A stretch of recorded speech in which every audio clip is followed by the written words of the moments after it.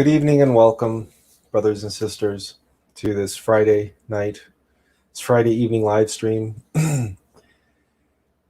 If you have joined us the last few times, we've been going through a PowerPoint presentation that we've been working on, the Alm of Life and the revelation of the Alm of Life, and the unfoldment of the Tao. And we decided tonight to take a break from that format and instead just speak to you from our heart about the affliction, the true pandemic, which is infecting this humanity.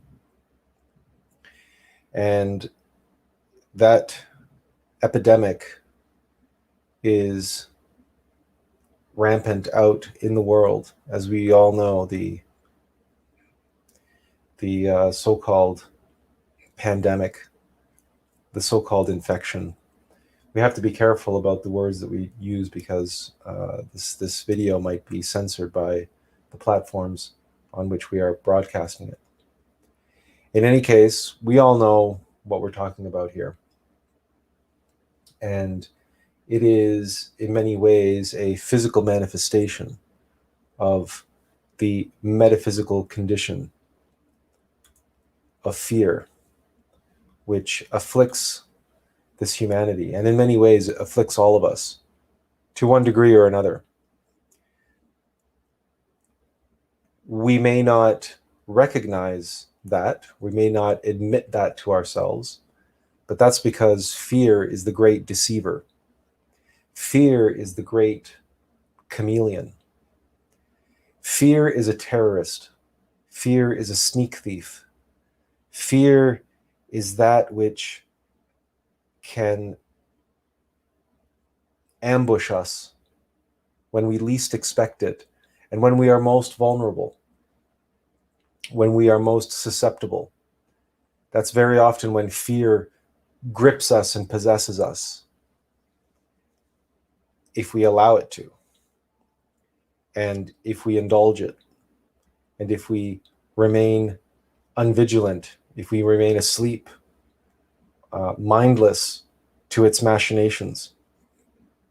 In our subconscious mind, in our physical body, in our emotional center, in our instinctive center, fear functions as one of our most primal aspects living in a physical form, experiencing physical reality, experiencing this illusory reality which we believe is real. Aaron says, welcome Aaron. Aaron says, fear exists when one is not aware of self. We described recently fear this way. When one is asleep, when one goes to sleep at night, very often one goes to sleep with a greater sense of comfort and security if one has a guard dog, a dog of any kind really, because that dog will very likely start barking in the middle of the night if there is a burglar, someone trying to break into the house, someone trying to burglarize the house or do other mischief or whatever. The dog is going to wake up and the dog is going to bark like hell. And that barking dog is going to wake us up and wake us up to the danger, the impending danger, the looming danger. Very often you hear people justifying and rationalizing the importance of fear on that very basis. That fear is important to us because fear draws our attention to potential dangers. And we always counter that argument with the fact that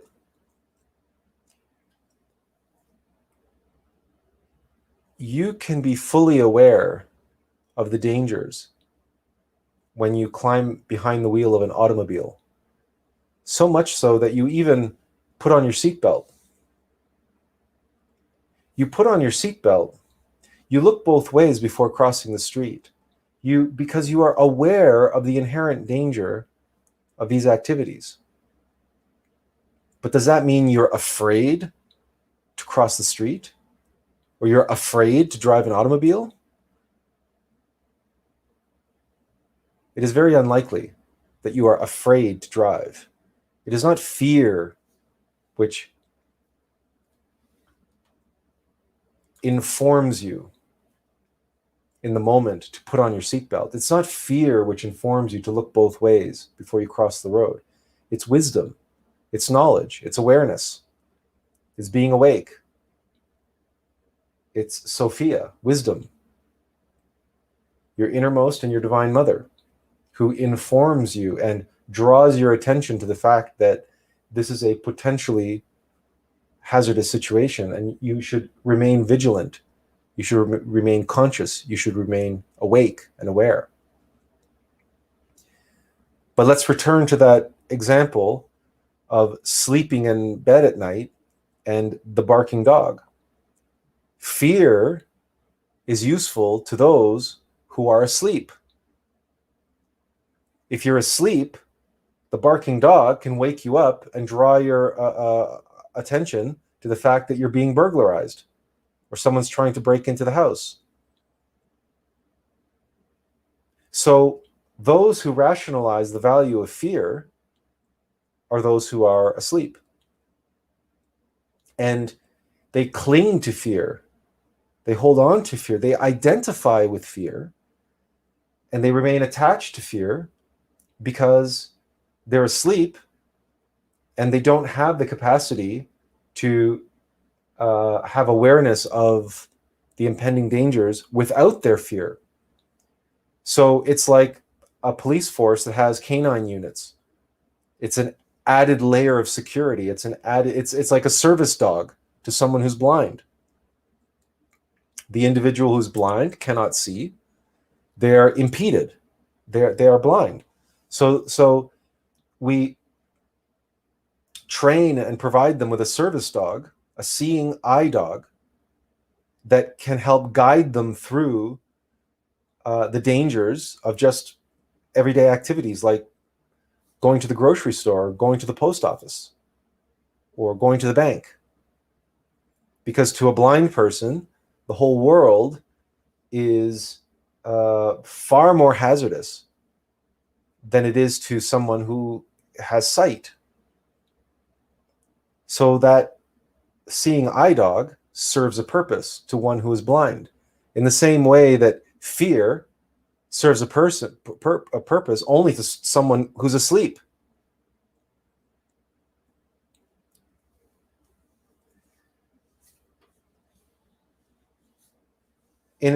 But there is something else that fear provides us.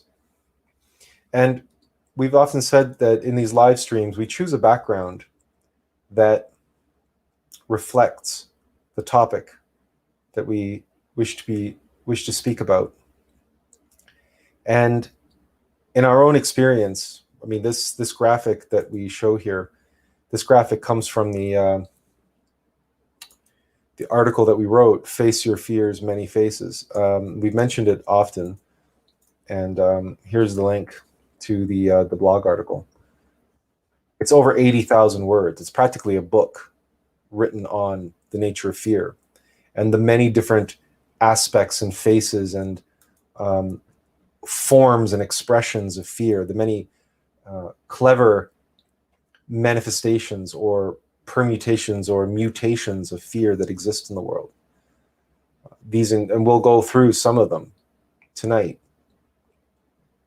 just to help you identify, and not identify with, but recognize, help you see the fear at work potentially in your life, but certainly in the world, because the world is gripped by fear. The world is possessed by fear. And the reality is that the world in macrocosm is an expression, a reflection of our world in microcosm. Our psychological world, our psychological landscape inside reflects the world around us. And this is a hard truth to accept, but it is one which, if we can accept it, we can use to our advantage. We can recognize what we need to work on within ourselves by observing that which is unfolding out in the world. And it's this comment that Aaron is making here about fear being evil that we wish to address, because fear is an ego, and the question is ego evil? In other words, to what degree, and this is very subtle, to what degree do we fear itself? And who was it? Roosevelt? Was it Roosevelt? Yeah, I think it was Roosevelt who said, the only thing we have to fear is fear itself. We know fear. We were born possessed by fear. In fact, the demon that we lived with was responsible for epilepsy, for depression, for anxiety, for bedwetting as a child, for severe insecurity. This is the question, isn't it? If God created evil, who created evil? Well,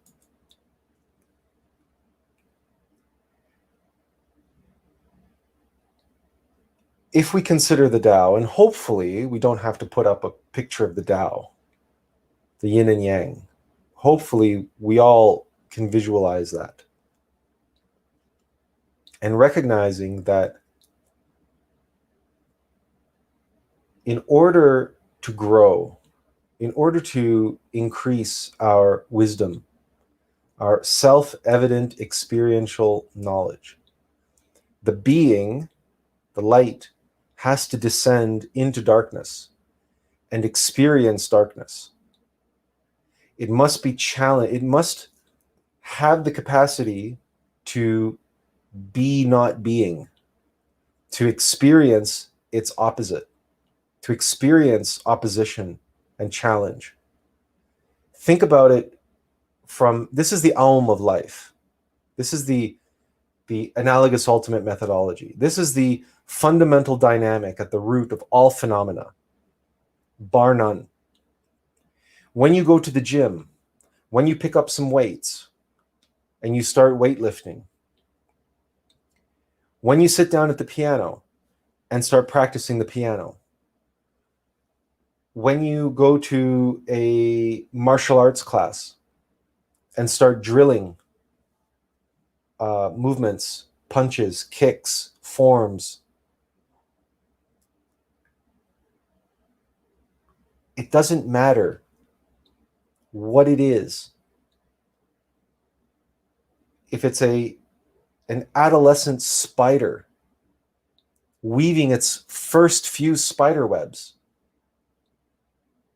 every time it weaves a spider web, it learns, it grows, it develops, it makes mistakes. It recognizes the mistakes that it made, and then it learns and it adapts. It makes a web, and then it watches a fly fly right through it. It says, "Okay, I got to make the web differently next time." The latest advancements in artificial intelligence are all based around learning, and we as human beings learn mostly by failure. We learn from our mistakes. We're playing the piano and we're playing the piano, and we hit the wrong note. And when we lift weights, We're growing our muscles, we're growing our strength, we're growing our capacity. How? Why? Because we're creating micro tears in the muscles that we already have. And we're breaking those muscles down. We're testing them. We're trying them. We're making them suffer. We have these expressions, no pain, no gain. What doesn't kill you makes you stronger. How do you know what you're truly capable of unless you have to overcome something in order to achieve? And that achievement, that's why that achievement is an achievement. That's why it's triumphant. And that's why we have things like the Arc de Triomphe in Paris, and the arch, which overcomes gaps and barriers.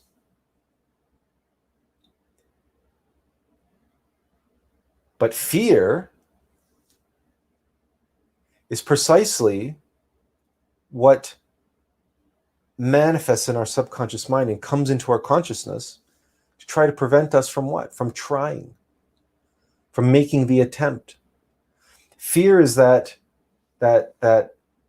strange phenomenon which tries to prevent us from pursuing that which deep down we know we're here to do, that which we know deep down is good for us. Fear is that thing which wants us to avoid potential danger. Fear would have us avoid suffering, for instance. Avoid suffering at all costs. Meanwhile, we know that to do anything of any real value, we have to sacrifice, we have to give of ourselves, we have to work hard, we have to face many challenges, many obstacles. And in the process of overcoming those challenges, we may fail, we may falter, we may fall, we may suffer a great deal. It may take a lot of effort and energy on our part. People may ridicule us. There's all sorts of what Shakespeare called the slings and arrows of outrageous fortune. And fear is that element within us that would make us take up arms against a sea of troubles, and by avoiding end them. Avoid the troubles altogether by, cocooning or turning the other way and going off and doing anything other than being. To be or not to be, that's the question. That is the question, to be or not to be. And in the Tao, we see that expression because one half of the Tao is light and the other half is dark, but each half contains the essence of the other. So in the middle of the darkness, there's this beacon of light. So if in the darkness, if you take the dark half of the Tao and visualize that and see that as a hurricane, like Hurricane Ida, which just ravaged Louisiana and the east coast of North America, and you visualize that and visualize at the center of that Category 4 hurricane is the eye of the storm. And there is a way to be in it, but not of it. To be, even in the midst of the storm. And to be relaxed, and to be calm. And not be consumed, not be possessed by fear. Because as Frank Herbert's Dune says, fear is the mind killer. And when we consider that the whole universe is the great all mind of God, the great all mind of source from which everything emanates, the absolute. We're not talking about human intellect now, but the all mind, of which our mind is a reflection, is an aspect. Our mind can reflect the great all mind of God. That's why we can know things. Not just believe we know, but actually know, because the mind is a powerful tool in the service of the being. But fear uses the mind against us. Fear fills our mind with fantasies.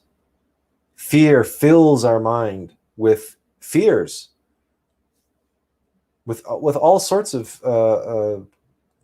I mean, here's just a few: phobias and mental phenomena and dangers and monsters and paranoia and all sorts of external things to be suspicious of. Fear wants to inundate us and saturate us and surround us and make us feel small and weak and vulnerable. And it can do that in so many ways, at so many different levels. And it's through the process of self-observation that we become more knowledgeable in the nature and in the ways of fear as an opponent. But we're not going to go so far as to say an enemy.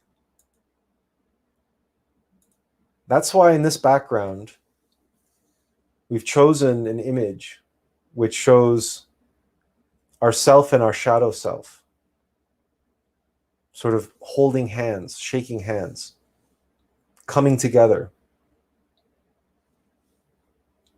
Because our shadow self is an aspect of us. It's our karma. It's a manifestation of our karma. And it is our teacher. It is there to test us.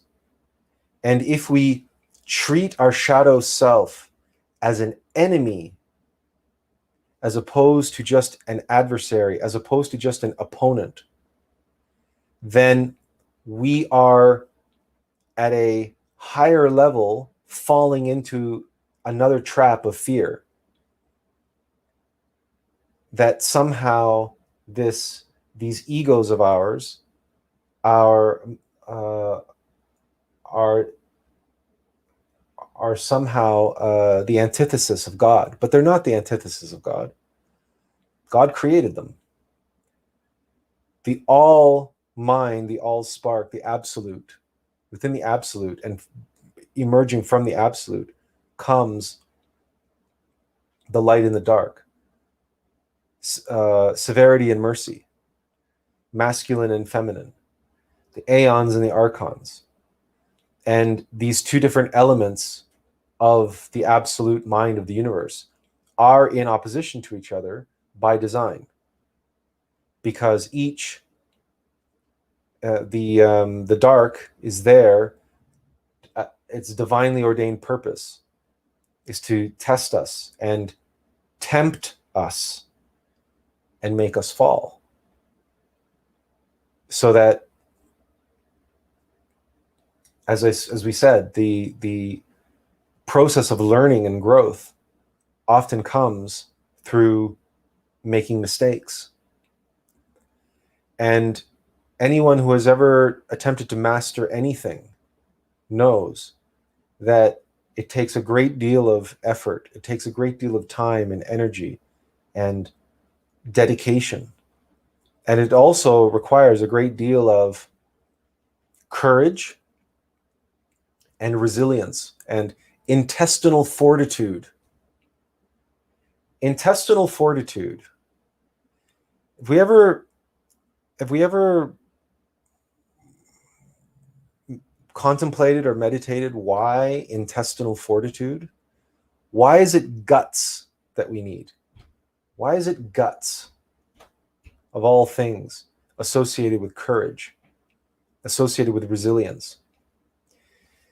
It's guts because guts are where we digest the world. As above, so below. The physical body, the functions of the physical organs function in the physical plane, just as their metaphysical counterparts function in the metaphysical plane, because we have an etheric body, we have an astral body, we have a mental body. So our mental body has guts, our guts on the mental plane.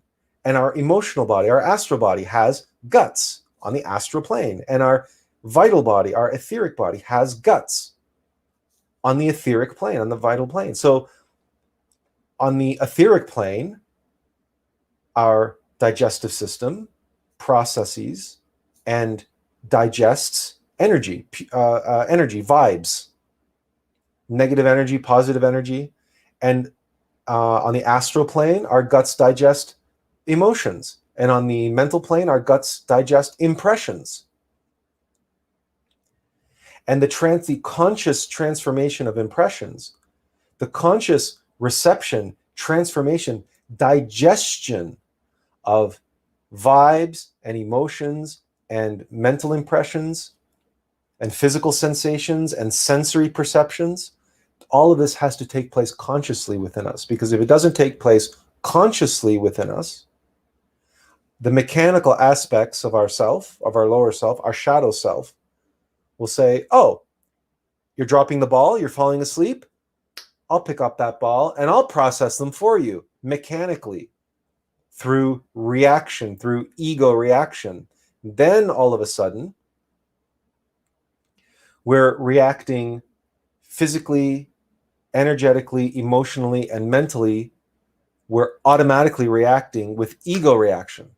We are not consciously digesting and those inputs, that food, that vital, emotional, and mental food, and digesting them consciously with our supernal bodies, with our solar bodies, our metaphysical bodies. The ego is digesting those for us mechanically. And if the ego digests those impressions, what's being fed and what's getting stronger? There's that meme on the internet about two wolves. There's two wolves inside of us. There's one wolf is like this and the other one is like that. And which wolf is stronger? The one which you feed. Well, remember what we said about the dog and being asleep. If we're asleep, our egos serve us as intellectual animals, asleep. The Walking Dead, the zombie apocalypse. Our egos rule during the zombie apocalypse because we're asleep. We're not transforming impressions. We're not digesting reality. We don't have the guts. We're not activating our metaphysical guts, our metaphysical digestive system to transform impressions and feed our consciousness and feed our being, who is the one here to be experiencing and learning from experience. It's our being who is what matters, our true self. But if our consciousness is asleep and our being is out of the picture, the ego comes and says, the shadow self says, okay, I'll take the reins, no problem. And then it digests for us mechanically, not consciously, mechanically. And then fear rules. Fear and desire, fear and lust. Because that's the other big ego that we have to watch out for. Craving and aversion is desire. That's lust. And these two are, of course, we can see this around the world, of course, but also within ourselves. Now, you may be tempted to say to yourself, well, that's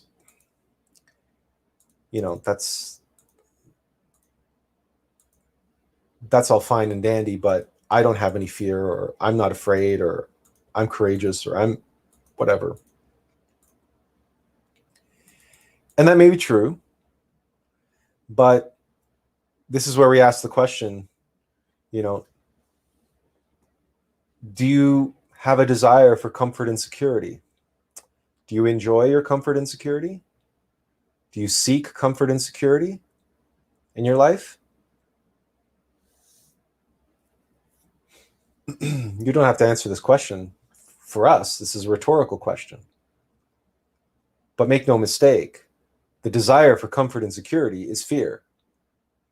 And when you consider this and you look out into the world, you look out at the world, and let's say you consider, for instance, the 1%, the so-called 1%, and the so-called global elite with all of their money and their power and their influence and their exclusivity and their exclusive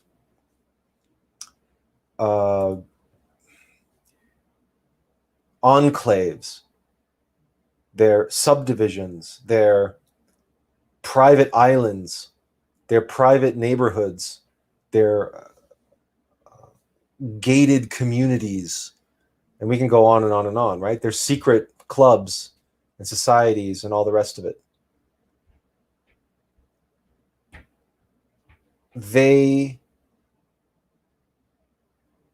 rightly or wrongly, they fear their comfort, their desire for comfort and security and luxury, and to live in the lap of luxury, and their desire to live in the lap of luxury and to be isolated and kept separate from everybody else,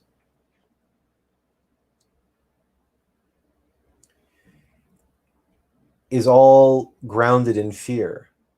So it's not at all surprising that they use and encourage tactics of fear and strategies of fear to keep their supposed adversaries, the masses, the dumb masses, or the poor masses, or whatever you want to call it, whatever you think they call the rest of us, to keep us subdued and at bay.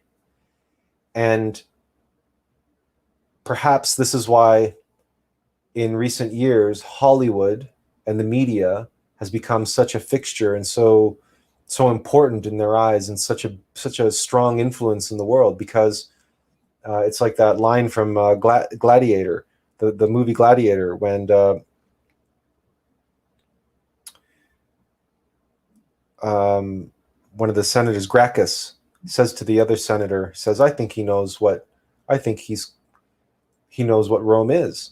Rome is the mob. Conjure magic for them, and you'll distract them. Right? Take away their freedom, and still they war. The beating heart of Rome is not the marble of the Senate, it's the sand of the Colosseum.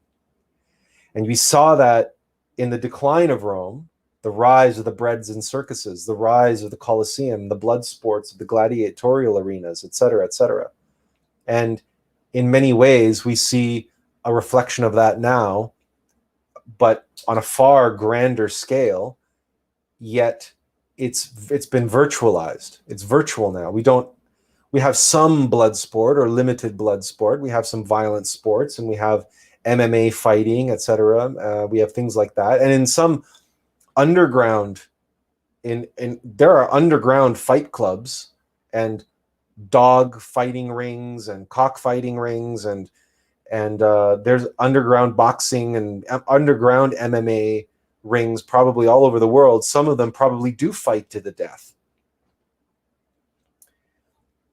But something like that would never fly in modern times on a wide scale. So these things are kept under wraps, kept underground, like the pedophilia rings, and like so much of the other really dark debauchery.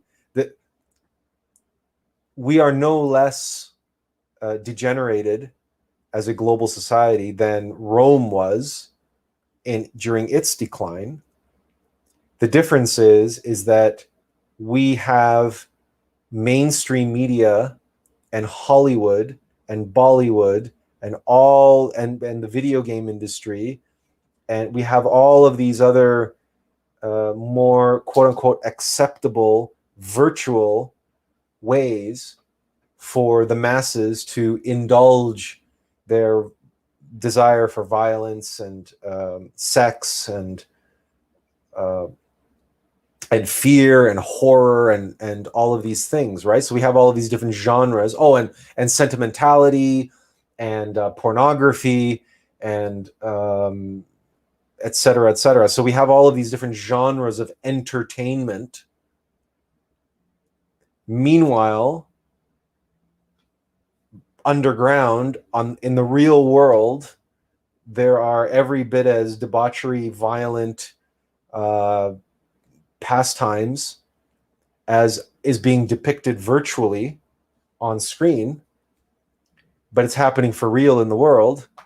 And even though things like child pornography have been outlawed, but it happens. Child pedophilia, pedophilia rings, and child trafficking is a massive global business. And it all has to do with with desire, well, lust, but also the desire for comfort and security, for attachment and identification and attachment. Think about that. Again, we speak with the knowledge of firsthand experience. We had, as a child, a security blanket. A security blanket like Linus from Peanuts, right? From Charlie Brown. There's that character Linus who takes around this raggedy old security blanket everywhere he goes. And he clings to it. And he's attached to it. It's like an appendage. It's a part of him. And it provides him comfort and security. That's why we call it a security blanket. Many children have that one special doll or that one special teddy bear or what have you. And somehow, through the process of identification and projection, they make an idol, a talisman, a familiar out of this inanimate object. And it becomes a part of them because they see a part of themselves in it. And they're not whole and complete without it. And that is why so many people cannot let go of their identifications and their attachments. So even in Buddhism, they can say, you know, abandon your attachments, abandon your identifications. But if fear is what's behind those identifications and attachments, what we have to do is comprehend our fear. We won't be able to let go of our attachments and identifications unless we comprehend what's behind them. And yes, fear is a desire for comfort and security, which denotes lust. But we also recognized and created a meme not long ago, and we created a meme not long ago which demonstrated how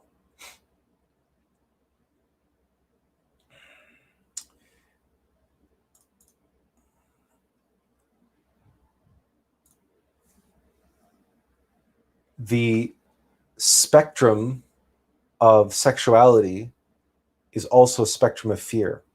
The identification with sex, identification with the attachment to orgasm, and so craving orgasm and aversion to orgasm, aversion to sex. Sorry. So there's two facets on this continuum. There's craving for fornication. That means craving the orgasm and this idea, this spirit, this twisted spiritual idea that having more and more intense orgasms somehow makes you more spiritual. And then there's the opposite side of the spectrum, which is aversion to sex altogether, which says, in its simplest form, that sex is a necessary evil, and less sex or no sex makes you more spiritual. The true middle way of sexuality is white tantra. It's making love. And that sounds corny, but it's not corny. It's metaphysical truth. It's metaphysical science. The transmutation of the sexual force, the raising of the kundalini, and the transmutation of the sexual force is a metaphysical scientific phenomenon. But you cannot achieve that if you are spilling the sexual force and you are negatively charging it through the orgasm, through lust, through desire. You're only creating more desire.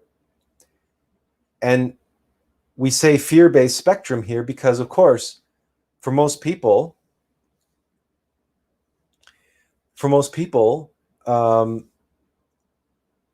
well, here, let's address this right now. CCAT says many of us have never experienced making love and don't know how. That's because we've all been taught by so-called sex gurus in the mainstream media and pornography what sex is. And that's not sex. That's fornication. That's having sex like an animal. But we're supposed to be human beings, and we are here because we are aspiring to be more than human beings. We're aspiring to be awake, self-realized, and beyond. We're aspiring to be angelic beings or to be beings of light. And one can't not become a being of light if one is having sex like an animal and spilling Divine Mother Kundalini, making of our Divine Mother Kundalini, instead of making her the Virgin Mary, the Mother of Christ inside of us, turning her into the whore of Babylon, who was responsible for making the Tower of Babel to fall. This is simple metaphysical science. This is what it means to fall. When a humanity falls, it falls because it discovers the orgasm and it becomes identified. It becomes identified with orgasm. It becomes attached. And what's it attached to? It's attached to that feeling of comfort, that comfiness, that comfort which comes from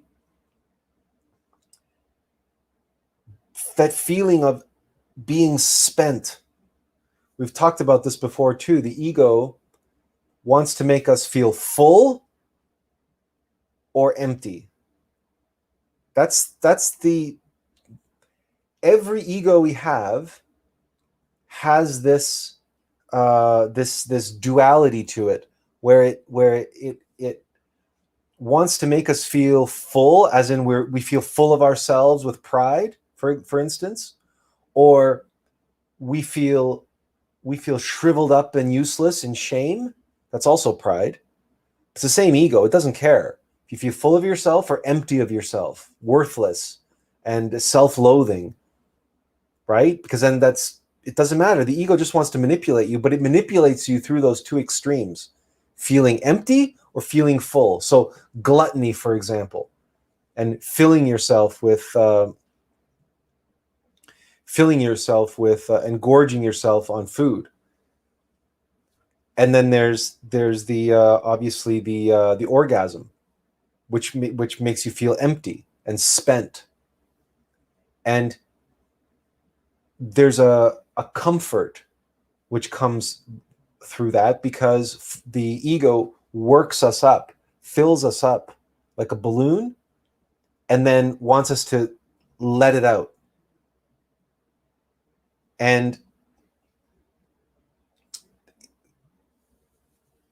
this pendulum effect on the physical plane is what, when we're caught on that mechanicity, like a pendulum, back and forth, back and forth, back and forth, and we're stuck in that full empty, full empty, full empty. And so we get a desire, and then we momentarily are satisfied when we get the object of that desire. But then the satisfaction wears off, and then the desire returns, but the desire returns with a vengeance. And then we're made to feel uncomfortable again until we can once again re-indulge that ego, re-indulge that desire, and then we get that feeling of comfort again. So the ego works with this discomfort and insecurity, and then creates this object of that promises this false promise of comfort and security, and then the ego, like a cat playing with a mouse, bounces us back and forth between these two conditions. So it's like a self-fulfilling prophecy, or an ego sets us up to fail through creating discomfort and insecurity that we want to reverse. We want to solve or reconcile the fact that we feel insecure and we feel discomfort. So, but all of that is because we're afraid. We're afraid of the discomfort. We're afraid of the insecurity. We're afraid of feeling that out of balance, that out of whackness. Whereas if we just awoke and just observed ourselves, we could recognize what was going on. And that fear, that discomfort, insecurity is like the barking dog in the middle of the night, waking us up to something. Waking us up to the burglar burglarizing us. The burglar burglarizing us, stealing our sexual energy, stealing our consciousness through many egos. And it could be through gluttony, could be through pride, could be through laziness, could be through lust. The discomfort and the insecurity is fear. So fear, yes, it's a tremendous, terrible opponent. It is the opponent which prevents us from being who we really are, being our true self. Fear rules the shadow self and takes care of the shadow self. If we allow, and if we identify with it and allow it to govern our attachments, fear is the terrorist, fear is the hijacker, fear is the kidnapper that allows, that kidnaps our consciousness, makes us identify and attach, remain attached to that which we are not. And then it sets us up with a ransom. And that ransom, it could be lust, could be greed, could be pride, could be laziness. It sets us up with insecurity and discomfort. And then it tells us, here is the ransom you need to pay to reconcile your discomfort and insecurity.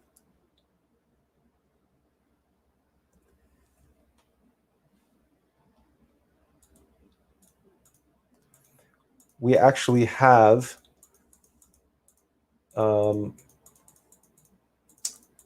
somewhere, we have a meme that shows this, or perhaps we don't.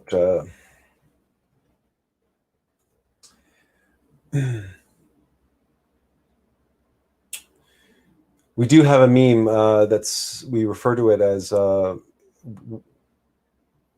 psychological ransomware. Ransomware is that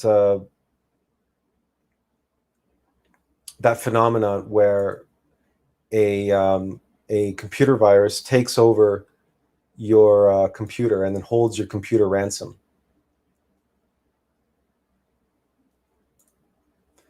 And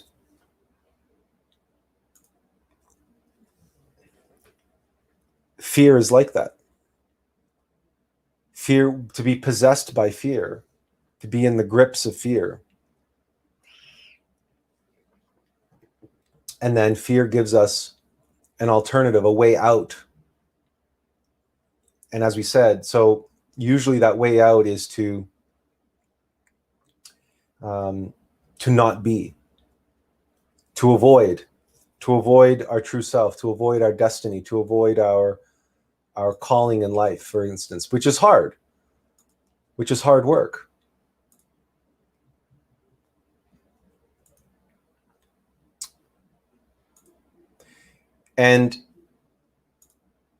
But more than that, to be our true self is to die psychologically. And fear of death is universal. Fear of death is animal. It's primal. And people will say, well, it's perfectly natural to be afraid of death. And sure, yeah, for animals, it's absolutely natural. That's part of their programming. That's at their level of consciousness, at their level of being. That's entirely appropriate, because all of these egos serve a purpose for those beings and creatures that are asleep. But God is supposed to awaken in man. God is supposed to awaken in the human being. Hum manus. Hum earth, manus divine mind. Human being. The divine mind of being in earth. So it's like in the yin and yang, in the Tao, it's the white circle in the dark half. Human being, to be.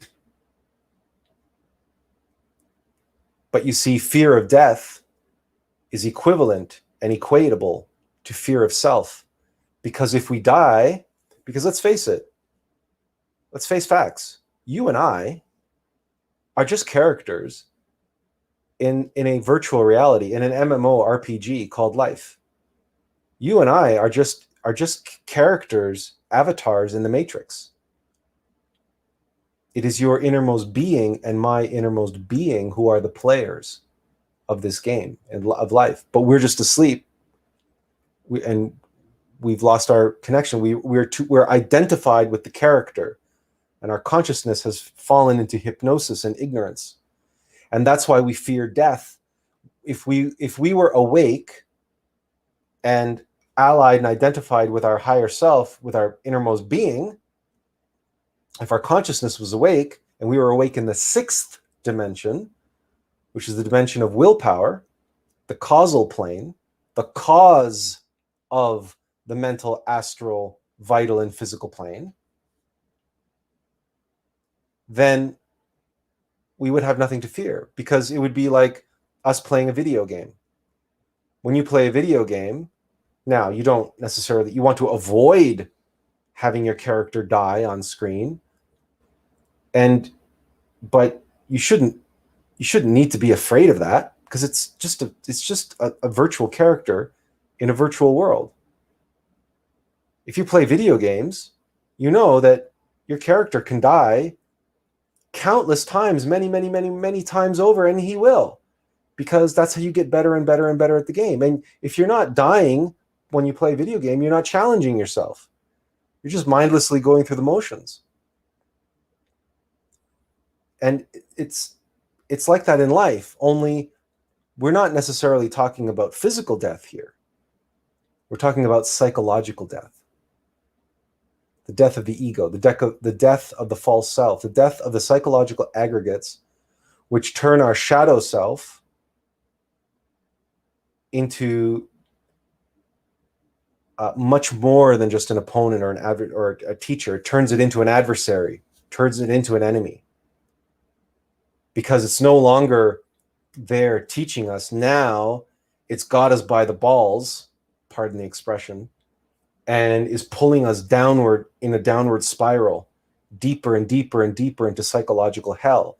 And if we allow ourselves to get trapped on that downward spiral, we can endure a tremendous amount of suffering indeed, and might even get to the point where it's all but impossible to claw our way out of that pit.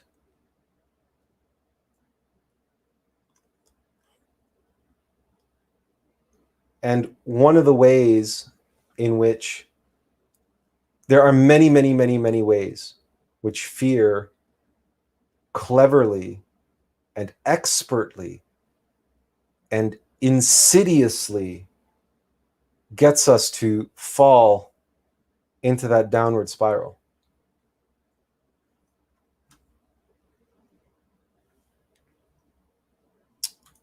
So we're going to put this comment up by CCAT. She says, losing our mind and taking on Christ consciousness, trusting source completely, regardless of circumstances. Yeah, we have a slide for that. It's called letting go and letting God. So you probably know people in your life who are control freaks. Who knows? You might even be a control freak. That's for you to know. That's just another rhetorical question, but that's something for you to consider. Are you a control freak? And look at the world today. Look at the 1%. Look at the hidden cabal running everything, and their rules and how they control the multimedia and the mass hypnosis and the mass mind control and everything, and their desperate attempts to control the masses. Control is fear. The desire to control outcomes, the desire to control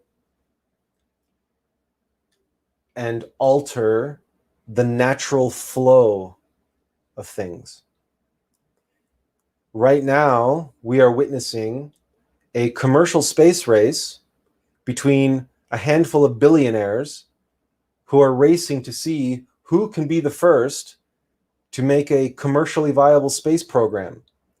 And you've all seen the memes, you've all seen the video footage and seen the memes of Jeff Bezos and his gigantic phallic rocket ship rocketing his millionaire friends into the upper atmosphere.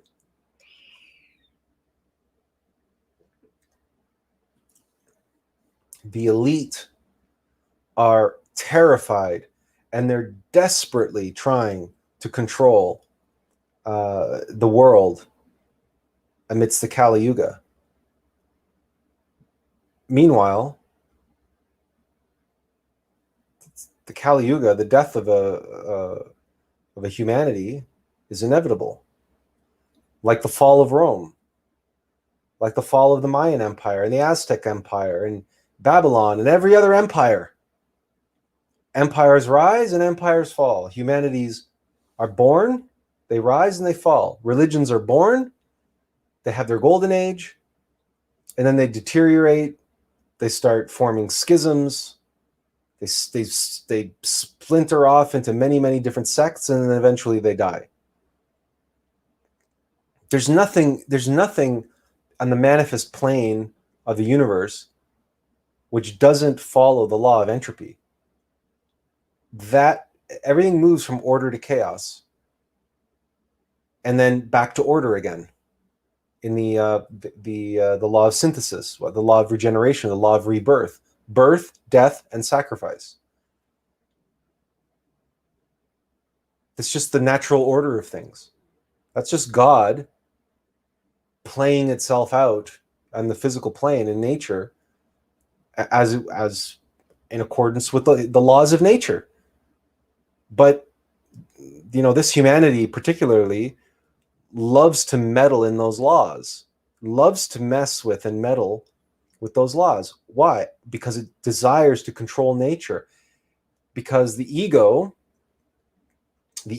are so clever at getting us to project outward and getting us to forget ourselves, to forget our innermost being, that we forget that controlling our nature means controlling our nature, controlling our shadow self, controlling our egos, controlling our mind, controlling our heart, controlling our desires, being in control of our nature in microcosm, not controlling nature out there in macrocosm. Playing God. Human beings love to play God. But a human being, a true human being, isn't one who plays God. A true human being is one who is God, who is God's right-hand man on earth, who is the Son of Man, who is the Son of God, who is an avatar for God, whose being is here and now and present. A true human being knows, I know nothing. I am a servant. I am a vessel. I am a vehicle. That's all that I am. But insofar as a true human being is awake and knows, I am an individuated essence of the Logos, of the Christ, I am one with the Christ. And not only am I one with the Christ, I am one with all of you. But this is not a belief in the mind. This is not someone playing God and pretending to be one with everyone or believing they are one with everyone, like most people in the New Age, or taking psychedelic substances and being hypnotized and being shown a dreamlike fantasy expression of that truth, and then coming out of their trip, coming out of their off their high, and saying, "Oh yes, I'm one with the universe."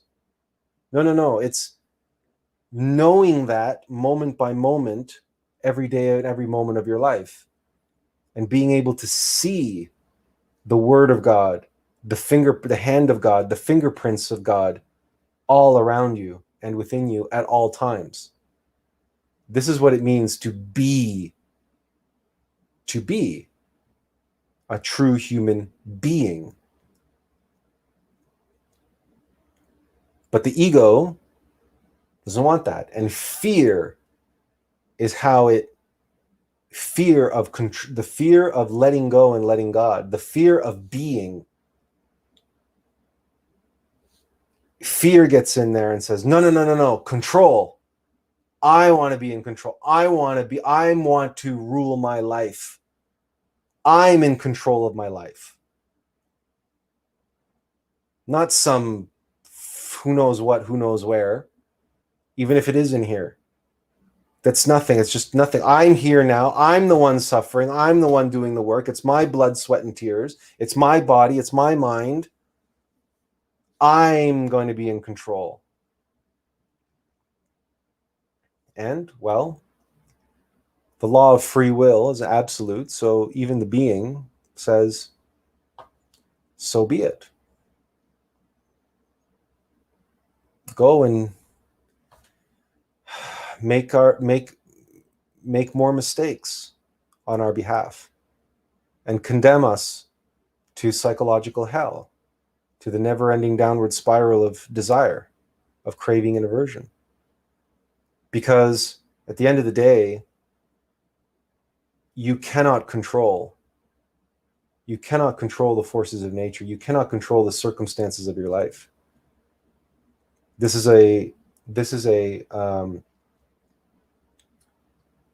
folly, and every person, every soul who has attempted to do so has eventually come to the realization where they've reached the end of their rope.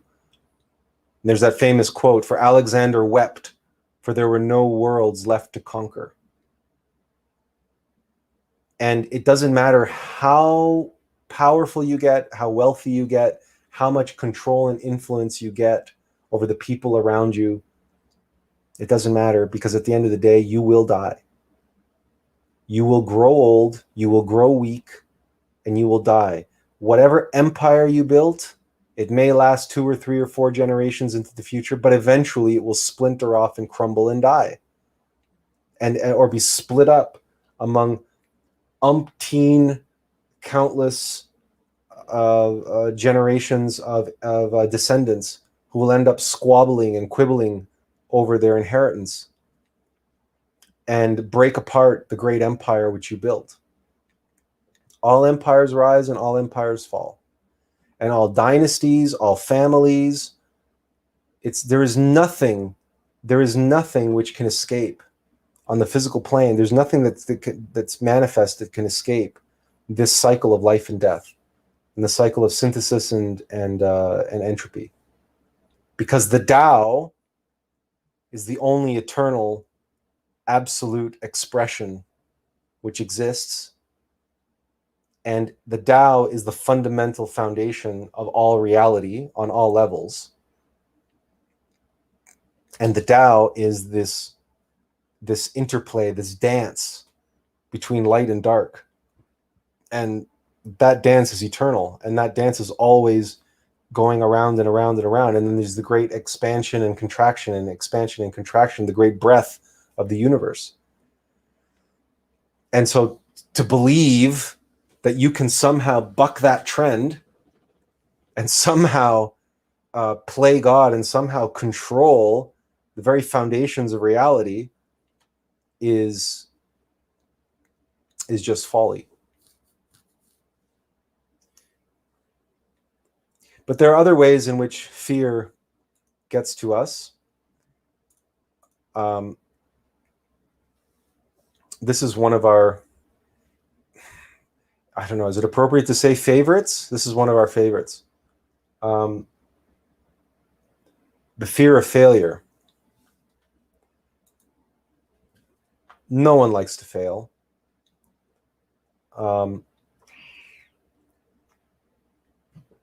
And again, this just comes back to the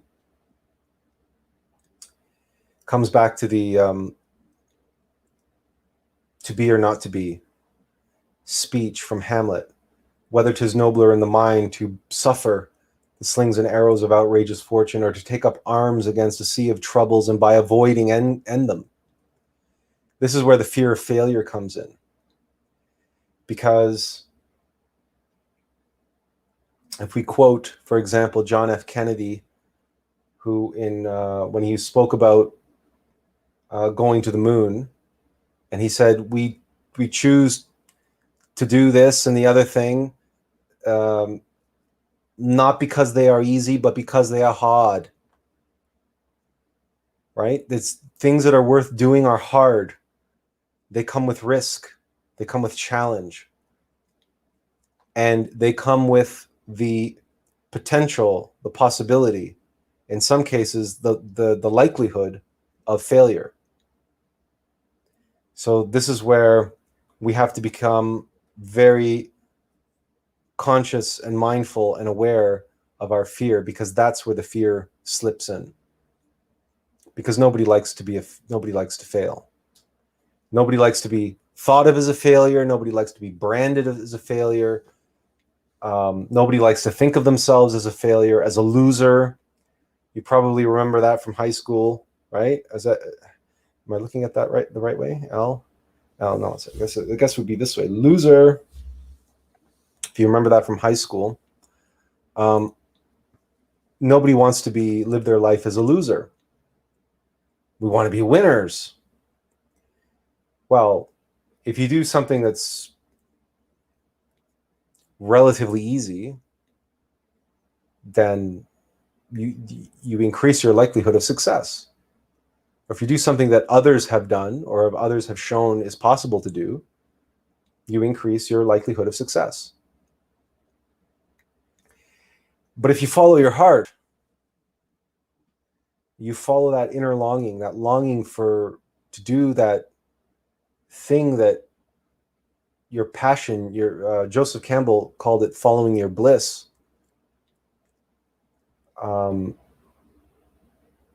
if you identify with that and cling to that, you will be able to overcome the fear of failure, because your passion, the love that you have, the passion, the fire inside of you, that intimate spark of the Christic force inside of you, which is just a spark, but it's a spark of the all spark. It's a spark of the fire and the light of lights. And if you can connect with that and connect with that spark, it's enough to pull you through the darkest of dungeons and the darkest of valleys and the deepest of suffering, and the onslaught and the questioning and the ridicule and the judgment and the condemnation of your family members, of your friends, of your community, of society. If you are following what your innermost being compels you through the being impulse to pursue with reckless abandon, with next to no regard for your comfort, for your security, for your anxieties. For example, this is a big one: the fear of being judged. Because rest assured,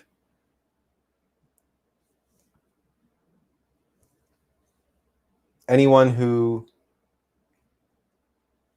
follows the longing, the impulse, the direction, the guidance of their true self will face the judgment of those who are asleep, and those who do not follow, or those who sold out, who basically sold their soul, right? They sold out. That's Faust, who sells his soul to the devil. Much of this humanity sold out to comfort and security. They sold out to fear. And they sold out to their fear of being judged, right? Because remember high school? Go back to high school. Remember the cliques? Remember people going along? How many girls, how many young girls, teenage girls in high school, and even younger than that now, how many of them lose their virginity because they don't want to be left out of the crowd? How many young men become drunks and start drinking and go out to parties and get drunk and maybe even take drugs, or maybe even crash their car on a DUI because their friends were doing it, because they don't want to be seen as a loser. They didn't want to be left out of the crowd. They didn't want to be different. They wanted to be like everybody else, because the pressure of social anxiety, the pressure, the fear of being judged, and that fear of judgment is a societal fear, because we have in society, and this is a very old and long story, this humanity loves judging the other. That's the source of racism, the source of sexism, and all these other ways in which we discriminate. It's all about, well, that person is different, right? And we fear what we do not know, the fear of the unknown. The fear of the unknown projected onto another person becomes this tendency to judge. Then the other person doesn't want to be judged, or doesn't feel, is afraid of being judged. So that other person is willing to conform. We have a lot of people in the world today who, for example, a lot of people are getting a shot in the arm right now, not because they're afraid of getting sick. They're afraid of being judged. They're afraid of being seen as uncooperative. They're afraid of being seen as, whatever, troublemakers, shit disturbers, right? No, get on the bandwagon. Be one of us. Stay in society, blah blah blah. Get your passport. Then you can go to restaurants and public places and be with everybody, right? You can be a member of society again. All you have to do is conform. All you have to do is obey. So fear of being judged, that social anxiety, that being singled out. CCAT says fear of success too.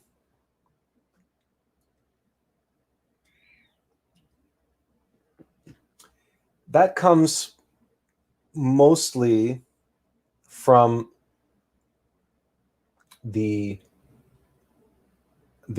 implications of what success means. So for example, there's fame and fortune and responsibility.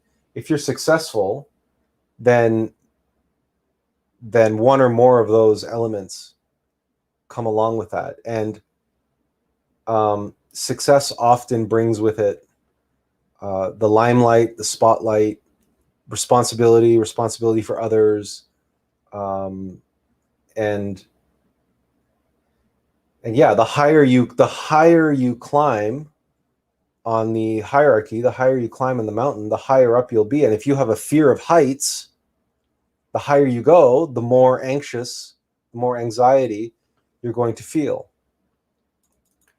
So really, what we're talking about there is just anxiety in general, or that may manifest as a particular phobia. So fear of success, CCAT also say, fear of money, someone who's afraid of my own ego. Well, there's another aspect to this, but let's address the hidden chronic fear first. Fear, which is deeply seated in the subconscious mind, can be raging in the subconscious mind, and it just radiates upward and outward as anxiety. But make no mistake, it's fear. You're afraid. What are you afraid of? That's for you to find out. But this idea that anxiety is just this separate, chronic, whatever psychological or neuropsychological problem is fallacious. Is from a modern psychology that has no concept of psychological aggregates, no concept of the ego, and certainly doesn't comprehend the many faces of fear, and doesn't comprehend that all of these many faces are the same chameleon-like shape-shifting ego, which is able to manifest itself in all these different forms. So anxiety, if you suffer from anxiety, you need to observe yourself and meditate deeply on all the things that you're afraid of. Because through one of those, you pull on one of those strings, you will eventually go deep down and get to the heart of the matter. In the same way that, for instance, depression is deep-seated anger. But as we know from Star Wars, anger is actually one of the many faces of fear. Fear can lead to anger. In our case, our chronic depression, the source of our chronic depression wasn't deep-seated subconscious anger. It was an anger that was raging, but beneath that anger was fear in the subconscious. So if it wasn't anxiety that we were feeling, it was depression, because it was the same fear in the subconscious that was just raging. And so we have to observe ourselves and comprehend these egos on all the many, many levels of our mind, including the deepest, darkest, most inaccessible levels of our subconsciousness. That's why Carl Jung said, until you make the subconscious conscious, it will rule your life, and you will call it fate.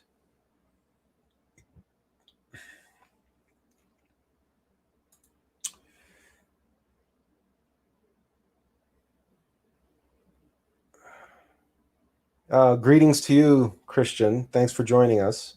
We'll put your comment up here. Yes, I have had to face that temptation firsthand by family, etc. By the way, greetings. Yes. We assume you meant following your being and the will of your being, and facing the judgment of others, facing the judgment of your family.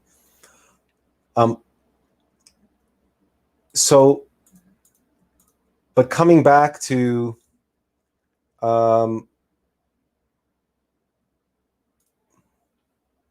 CCAT said about being afraid of money, afraid of your own ego, and that some of the quote holiest do this kind of judging, and that judging is the fear of evil itself. And this is why we chose as our background for today's talk this background where we have the White Lodge and Black Lodge, we have good and evil on the same level, and we have the true self and the shadow self, the true self and the false self, engaged in a kind of on equal footing, on equal grounds, in a kind of dance. Because this is a very real and meaningful threat to us on the path. We are playing chess. The White Lodge and Black Lodge plays a game of chess. And we've mentioned this. Your opponent in chess is your opponent, but they are not your enemy. If you sit down at a chessboard and look across the chessboard at your opponent and see an enemy, you're not playing the game anymore. It's something else. It's not. You're not playing a game. You're not having fun anymore. You can't relax and you can't enjoy yourself because you become identified with winning so desperately, and every move that your opponent makes suddenly becomes, you start taking it personally. Whereas it's just a game.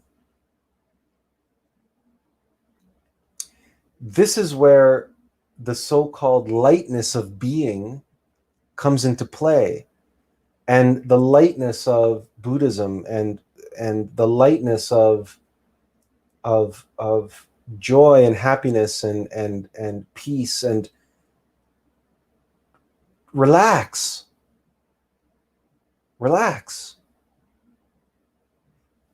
We recently experienced this with our own demon, which is the demon of fear, which again we speak with such, what's the right word? Self-evident experiential knowledge on this topic, because we have suffered 48 years living possessed by a demon whose primary principal attribute was fear, to the degree that we suffered epileptic seizures because of this entity. But when we finally comprehended it, when we finally comprehended its role in our life, and how it had the circumstances which it created, the people and circumstances which it attracted, and how that formed and shaped us, and how in wrestling with it, dancing with it, but dancing like a tango, like an Argentinian tango, or wrestling with it, we became stronger, we became more adept, we became more skillful, and most importantly, we became more conscious and more aware of it and of everything else, until we had the experience of comprehending it. And all of a sudden, this terrible, horrible monster like shrank and became like a little furball. And all of a sudden, we comprehended the true nature of evil. If you spell the word evil backwards, what do you get?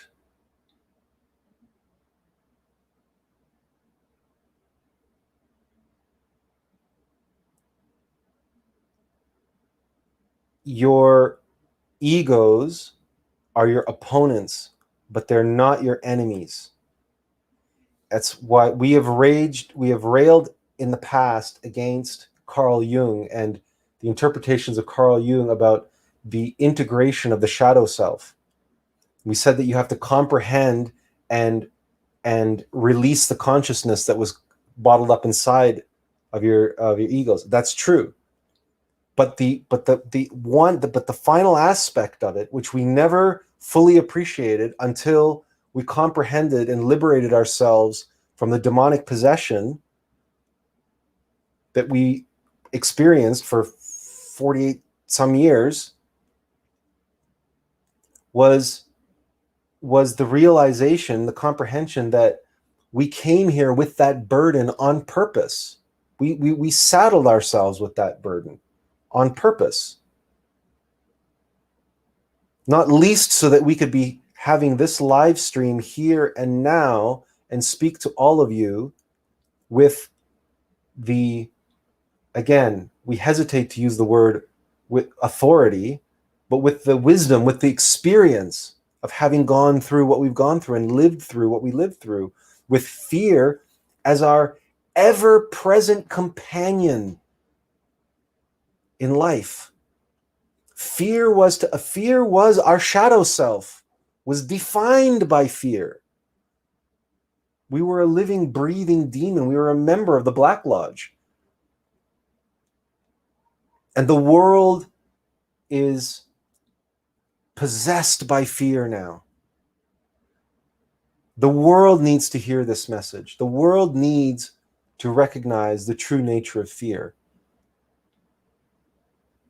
So, fear, not only is there fear of evil, the fear of fear itself, but also the fear of living, the fear of being, the fear of God. Fear is the mind killer, and the universe is the great all mind of God. Fear is the opposite of love, because it's our contention that desire, craving, and aversion obviously is fear. And craving is what? Craving is that attachment, that identification, that craving is the supposed balm for the ransom, the discomfort and insecurity which fear creates for us. And then lust offers us a craving, offers us a resolution to that insecurity and discomfort. So it could be drugs, it could be gambling, it could be video games, it could be alcohol, it could be sex, it could be the orgasm, right? So even though it's been said that lust is the root of all evil, because fear is the desire for comfort and security, right? And fear is a desire and lust is desire. That's not our experience. We feel that is a very clever evasion and inversion, because we know fear. We know fear. And we've lived with fear. Fear has been our constant companion for 48 years. And we know, and we comprehended our own lust. And our lust was all together bundled up in fear. Now, if you question this, all you need to do is talk to some people about the phenomena of oral sex, and then take it another step and talk to them about anal sex. Talk to men and talk to women about anal sex, or contemplate for yourself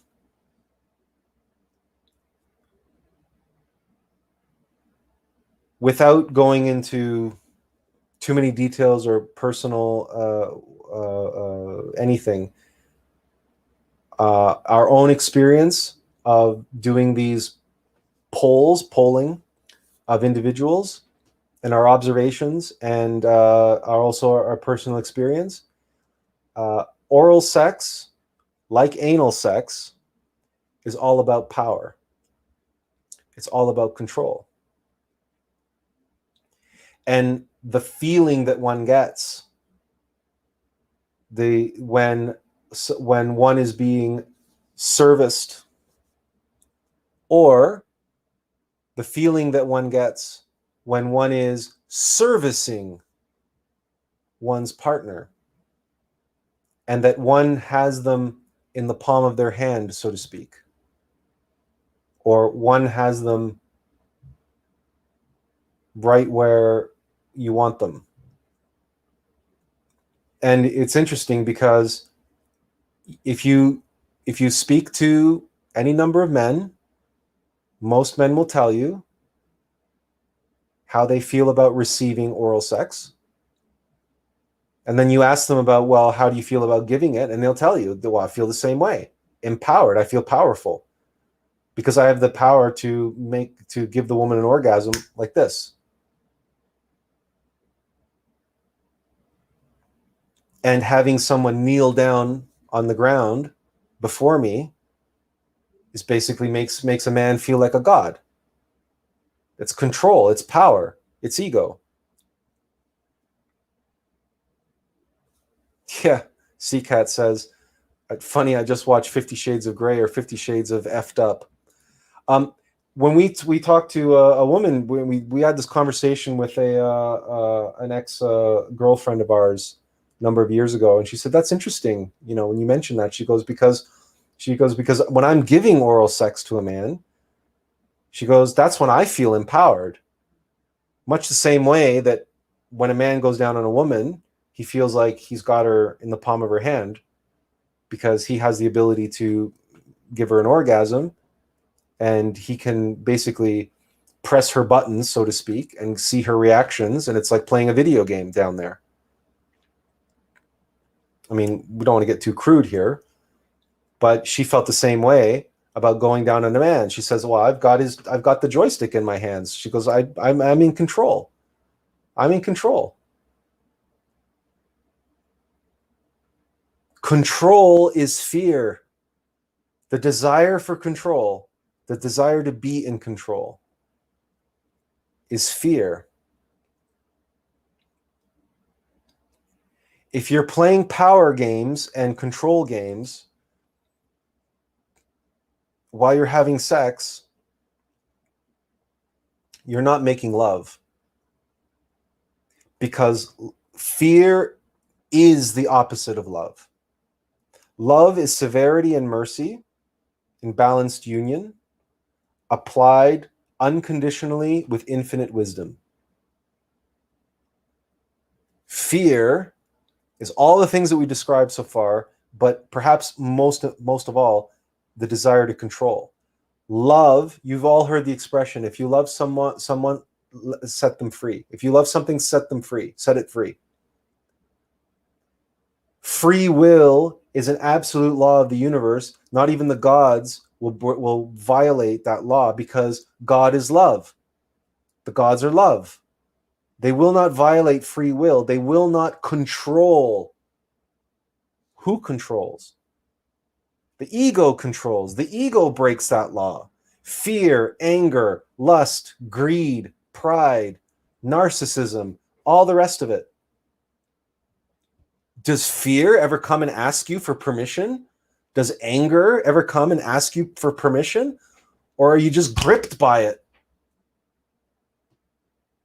It just puts its clutches into you. See, now we begin to see. Now we begin to see the nature of these things.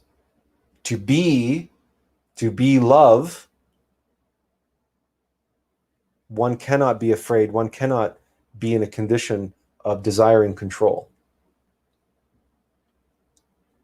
That is why, as a fallen bodhisattva, we came to this life, we came to this work in the Kali Yuga, in the time of need, in the time of suffering of humanity, possessed by fear. And we had to wrestle with it for 48 years and suffer intensely because of it. And watch the world devolve and dissolve and fall into this pit of fear. For everybody, nobody is exempt. From the 1% right down to the poor masses in the poorest countries of the world. We had to overcome our fear individually, and we are here to spread the message of how to overcome fear collectively, individually, all of us, and collectively as a humanity. Why? Because what is coming is death. The death of a humanity, the destruction of a humanity. And if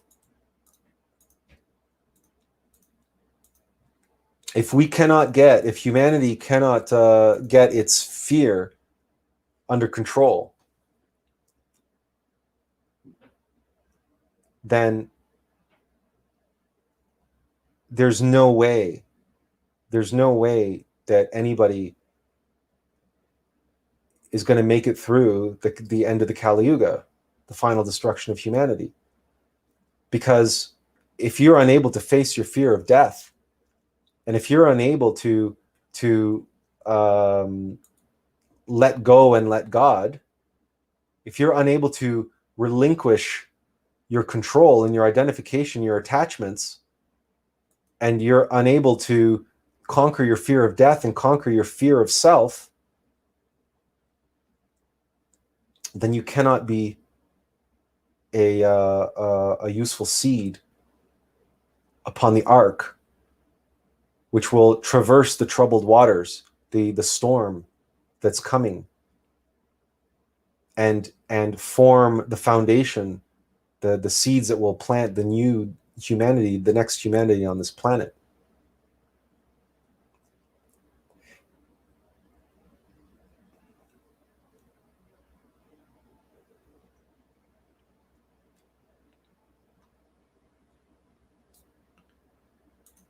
CCAT says, eye contact and meshing souls with complete trust has always been difficult. I think that's where making love starts somehow. And she follows that up both physically and spiritually, analogously.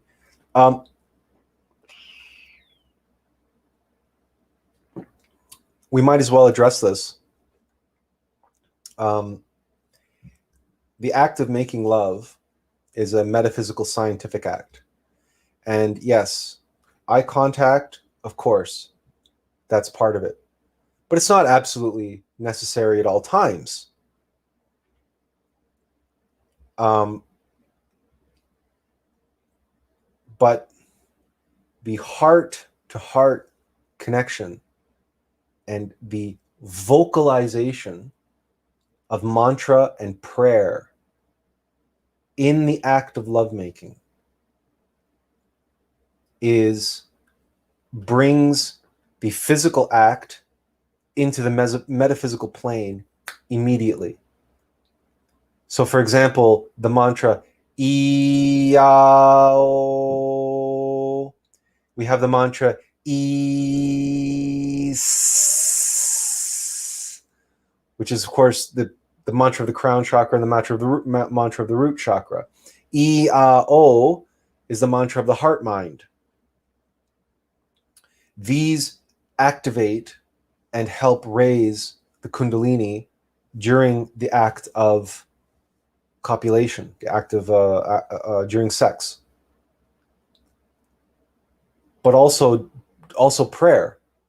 Pray to your Divine Mother. And it doesn't have to be the Hail Mary. It could be the Hail Mary, but it doesn't have to be the Hail Mary. We often pray something to just Holy Blessed Divine Mother. We thank you for this grace, for this opportunity to work together with our beloved in the ninth sphere. And how you pray this is you take turns. So it's like dancing. And dancing, when CCAT talks about eye contact and meshing souls with complete trust, and how this is difficult, but that's where lovemaking starts. Lovemaking starts on the dance floor. You know how it is that for centuries couples could remain celibate until their wedding night? Is because they danced. Because when you dance with someone and know how to dance, meaning you know how to lead and how to relinquish your lead and allow your partner to lead, and when to allow your partner to lead. And that back and forth, that push and pull, that beautiful interplay of yin and yang, of masculine and feminine in public on a dance floor.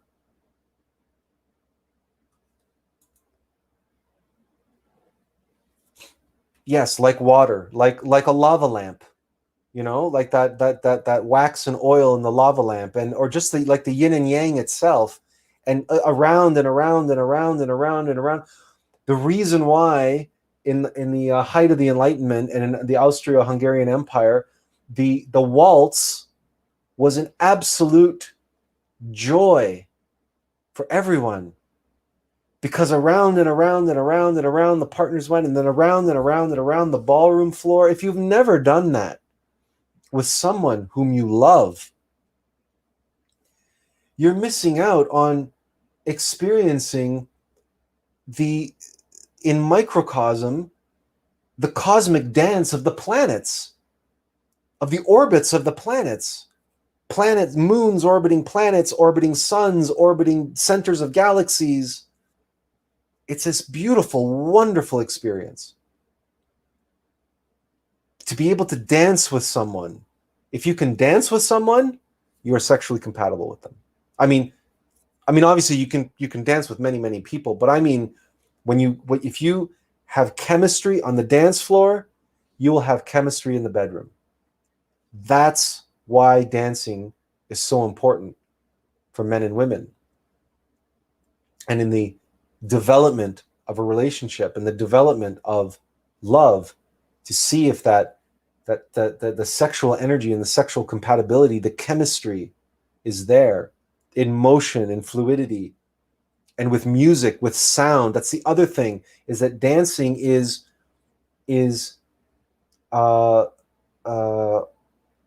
lovemaking, right to the edge of the act, because you have the music, you have the movement, you have the contact, the connection. You're creating this shared field of energy. You can feel the bond, the connection building and growing. And then, of course, it's fun, it's light, it's joyful, it's joyous. And isn't that what life is about? And isn't that what love and being with your spouse is about?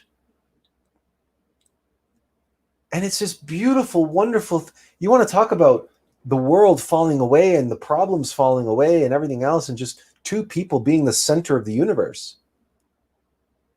All you have to do is go to a dance floor and dance.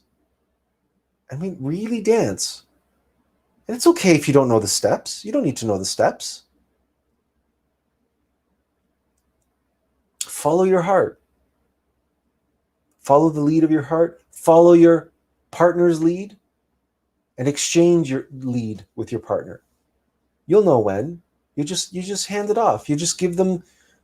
Now's the time for them to take the reins, take the wheel. There is so much that a couple can learn about themselves and their dynamic, and allow the formulation and their masculine and feminine energies to find the lock and key orientation with one another in a safe space called the dance floor. Because if you can find the synergy and you can find that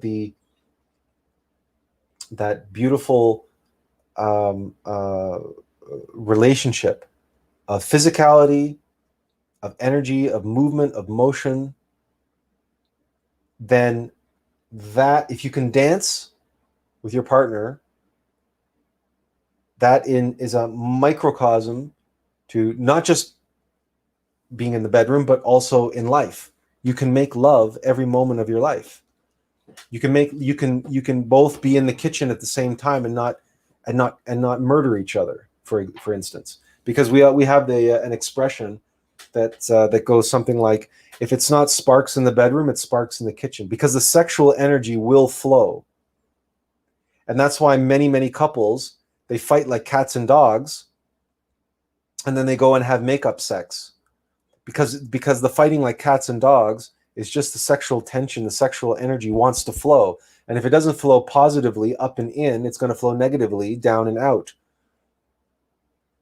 So if you're constantly fornicating in the bedroom, you're constantly going to be fighting in the kitchen, because the energy is being practiced and is being trained to flow down and out through negativity.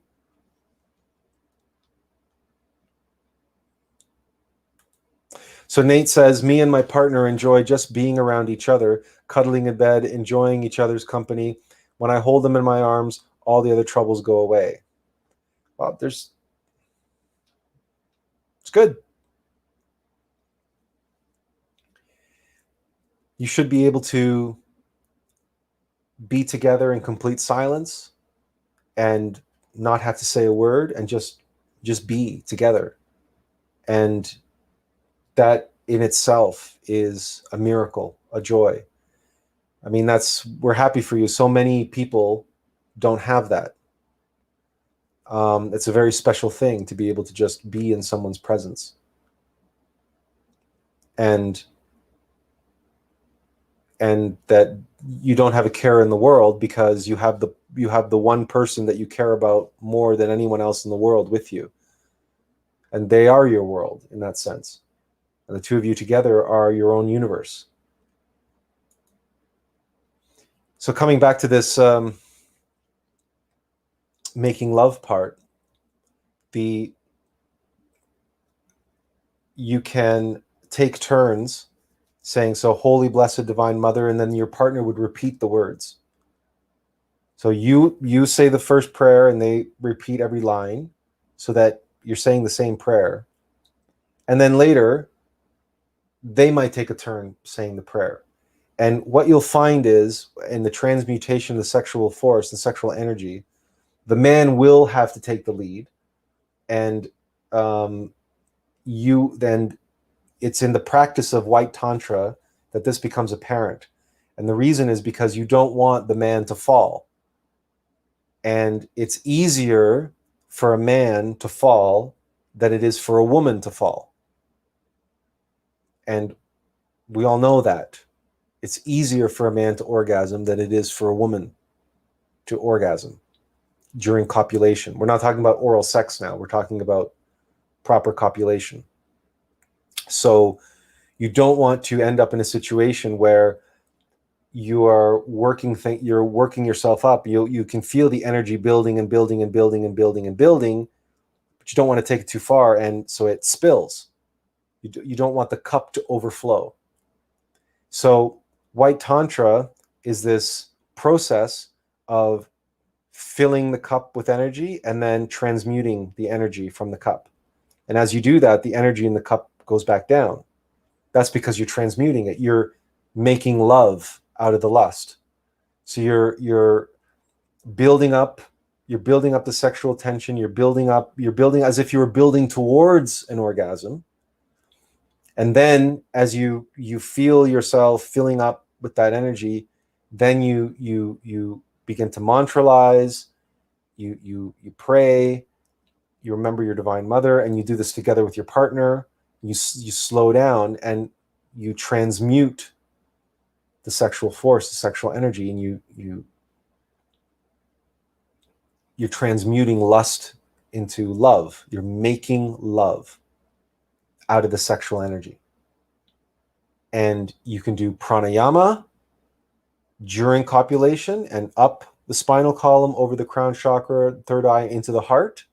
And if you do this with your partner, your heart pressed to their heart, and you can feel this. You can feel the connection. You can feel between the two hearts a ball of energy, a ball of love and light, just growing and growing and growing. And you're in this constant state of building, and then you build up the energy and tension, then you release some of the pressure through the transmutation, and then you build it up again, you release and build it up, and you can sustain this until essentially you run out of sexual energy, until essentially you end up, maybe after an hour, maybe after, who knows how long. It depends. It depends entirely on you, entirely on your partner. But you'll look at your partner and you'll look in each other's eyes, and you'll basically, that you finished. No fireworks, no orgasm, but you will be filled with love and light. You will feel like two angelic beings, and you'll look in each other's eyes and you'll say, wow, that was incredible. That was incredible. That was a beautiful, wonderful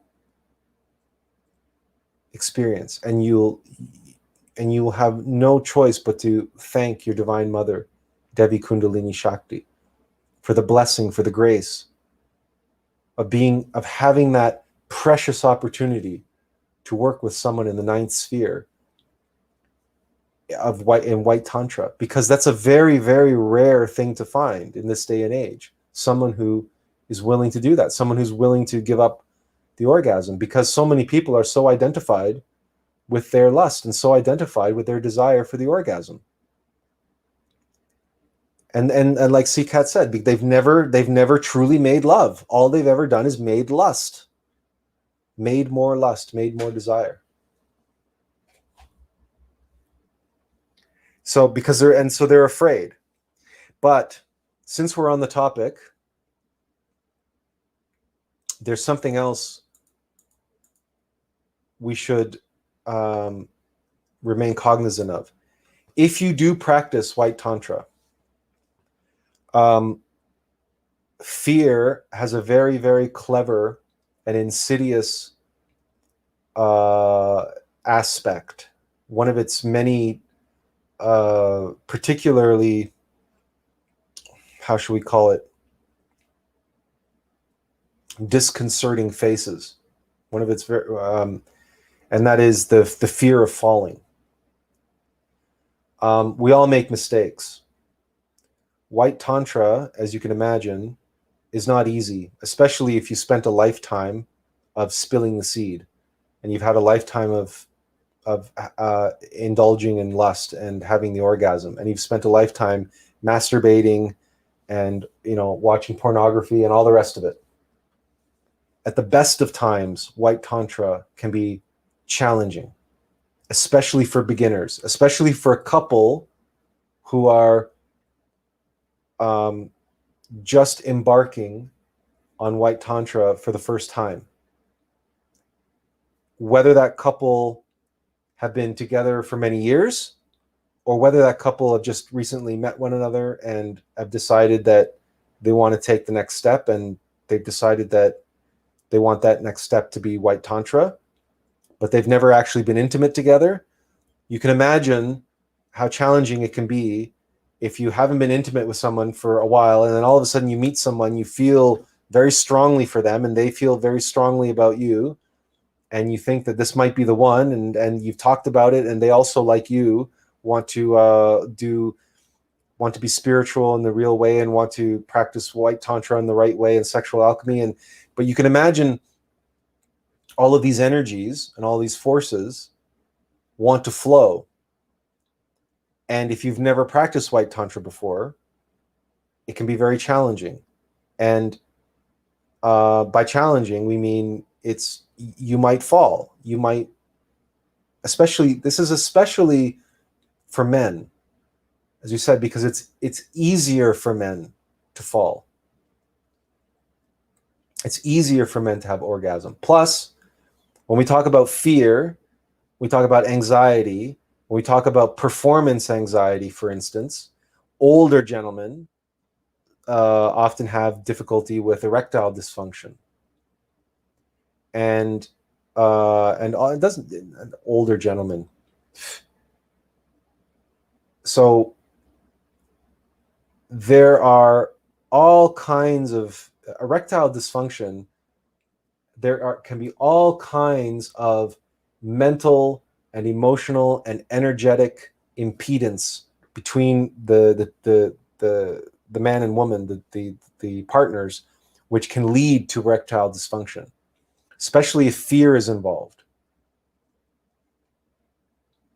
So, and not only can it lead to erectile dysfunction, but it can lead to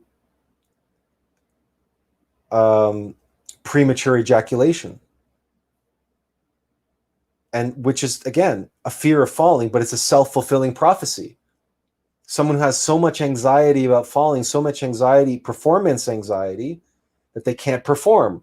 Either they can't get it up, or they get it up, but then they shoot their load way too soon. And in white tantra, you're not supposed to shoot it at all. But you see that if you allow that to become a fear, then it can become a self-fulfilling prophecy.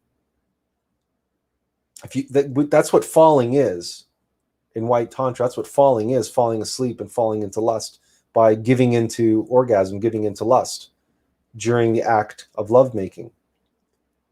That's what falling means. That's why in the tower. That's why in the we have the card, the tarot. Now I can't remember the number of it, but it's the tower that's being struck by lightning and the couple falling out of the tower. The card is called fragility. And is it 16th card of the tarot? I think it's the 16th. Anyway, we'll have to double check that. But for sure, the symbol is the tower being struck by lightning and the two couples falling out of the tower. It's falling in white tantra. That's what the tower. That's what that card literally means, and it's an allegory for the fall of humanity in the times of Lemuria, which Lemuria is when the humanity on this planet discovered the orgasm. But again, knowing, an awareness that we should try to prevent ourselves from falling. We should not allow that to be hijacked by our fear and turn it into a fear of falling. Because as we said, then either it's going to prevent us from performing at all, and it's going to cause erectile dysfunction or some other dysfunction, emotional or mental dysfunction, which is going to prevent us. Yes, the 16th card, thank you. And it's 1 in 6, and the reason why it's 6 is because we're falling, right? So it's a 6, whereas the other direction, it's a 9. A 9 is upright, 6 is inverted. So it's the tower is 1 and then 6 falling. So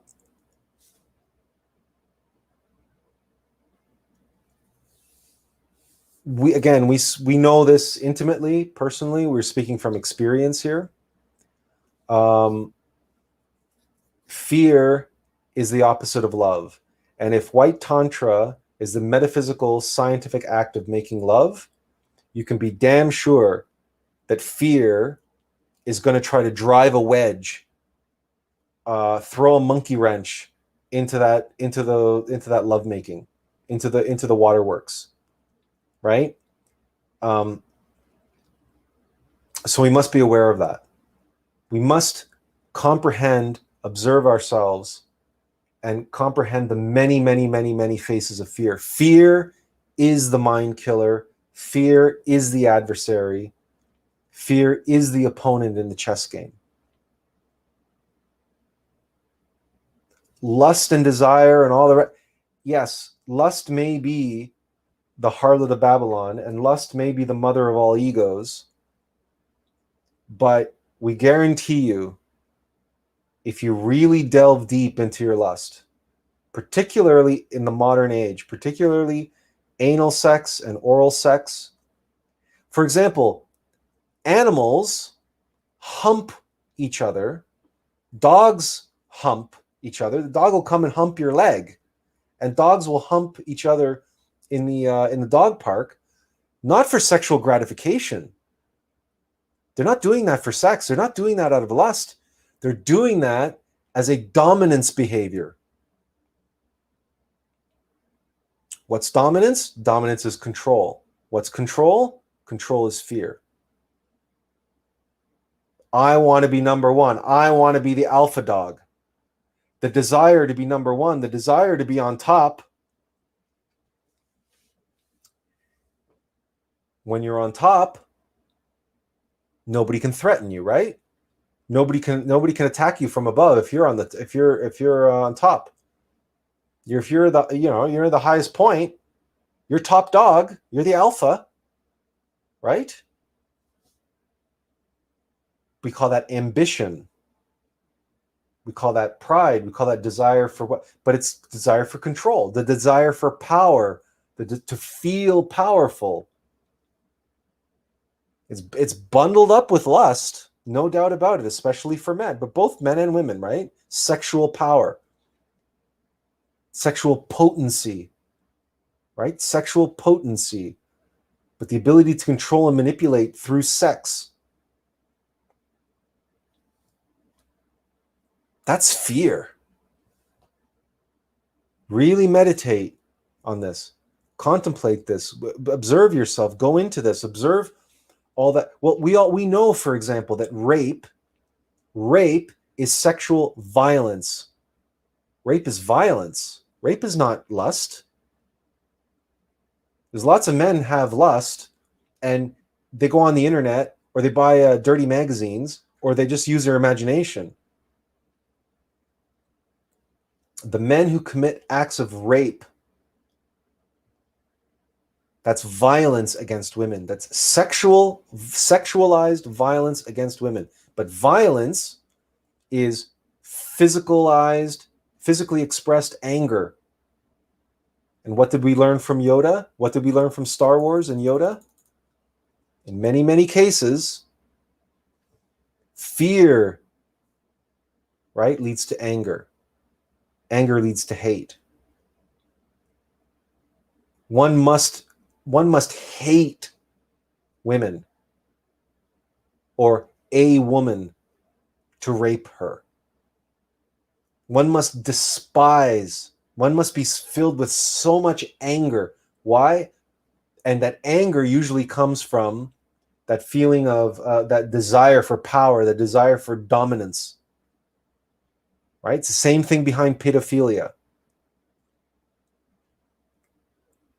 But someone chooses someone who's weak. Well, there's something more to pedophilia as well, and that's also the desire to degrade and to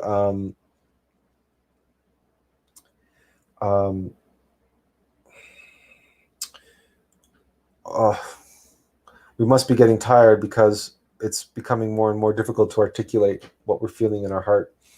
The desire to corrupt.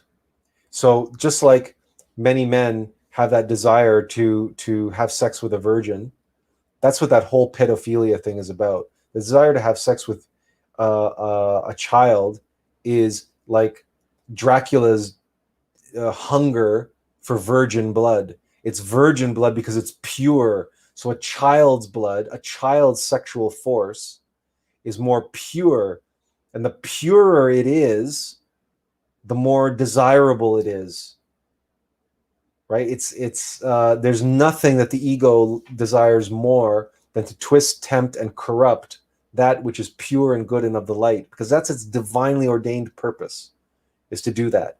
But the thing is that in a fallen humanity like ours, the ego is emboldened and becomes really twisted and really corrupt, and it takes things too far, and it takes things really too deep, too far in and too far deep, too far, and we become too far gone.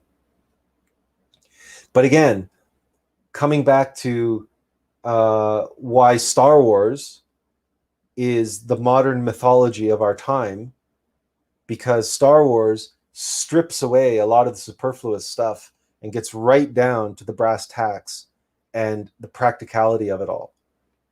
And the fear is the path to the dark side. The desire for comfort and security, the desire for power and control, the fear of letting go and letting God, being into the flow, the fear of death, the fear of self, anxiety, the fear of being judged, fear of evil. These are the many, many faces of fear which we must face.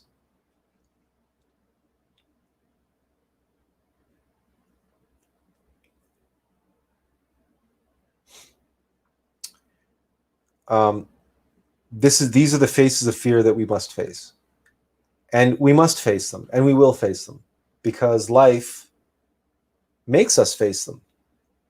Our Divine Mother, she knows what we need, and she arranges in our life everything we need to face ourselves in the mirror, our shadow self, and recognize what it is that shadow self is trying to reveal to us.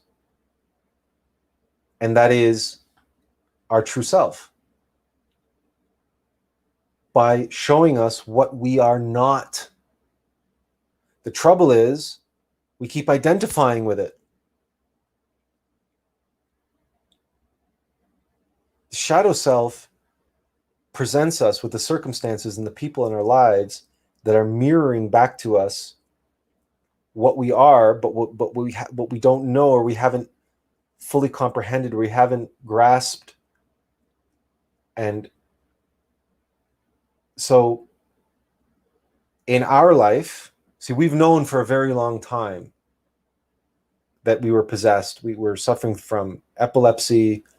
We encountered our demon in the astral plane, but in the lunar astral plane, and we knew what we were facing. And when we went into a relationship, we were honest from the get-go. And we said, look, this is the situation.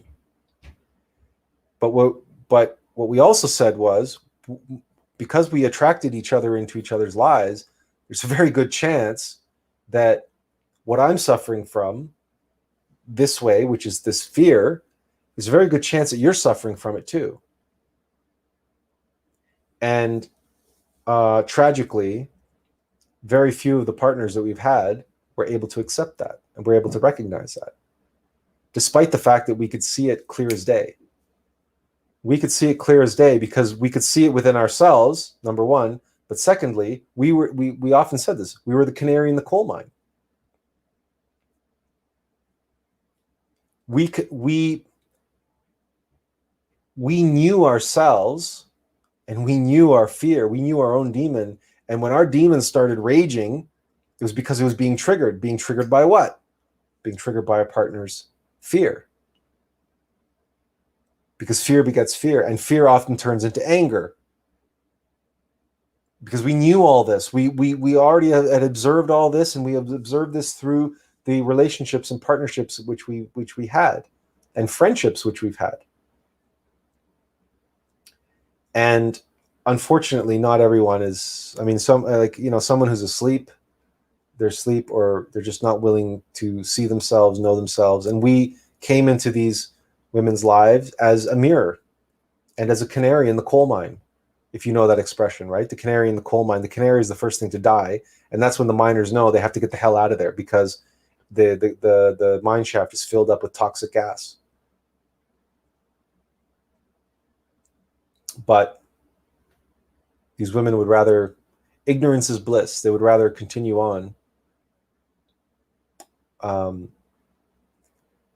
ignorant of what was, like Carl Jung said, what was controlling their lives, and they were calling it fate. Or they were just blaming us outright, which is fine. But we've that's kind of the fate of a bodhisattva anyway, right? We always get blamed. Like people shoot the messenger, and they love a scapegoat. The ego always wants to put the blame on others and out there, et cetera, et cetera. Meanwhile, we know that the world is engulfed in fear in part because that's what we are engulfed by. And we have a long road ahead, fully eradicate. All we've done is comprehended our fear. We haven't necessarily exorcised it yet. We've comprehended it, but we have not yet exorcised it yet, because only our Divine Mother can do that. And it may only be that we will need to find a partner and have many years of white tantra ahead of us before perhaps we're fully free of it. But regardless, it is what it is. We're only able to speak with the knowledge that we have today on this particular ego and how paramount a position it has in our own lives and in the state of the world. How powerful, how versatile, adaptive, clever, subtle, and insidious fear is, and all the different faces that it has. Observe yourself, and you will see it. Kat says, off subject, kind of, but forgiving pedophiles is difficult, but it's easier, and I was able to, when I understood there was an inner demon of lust in control of our abuser. Hate the sin, not the sinner. Fair enough, yes, fair enough. We can get behind that sentiment 100%. Whereas it's very fashionable nowadays for people to hate pedophiles and rail against them and rage against them, because of course that's to divide and conquer. That's fear, right? Fear is what divides and conquers, by the way. And the hatred, again, we bring it back to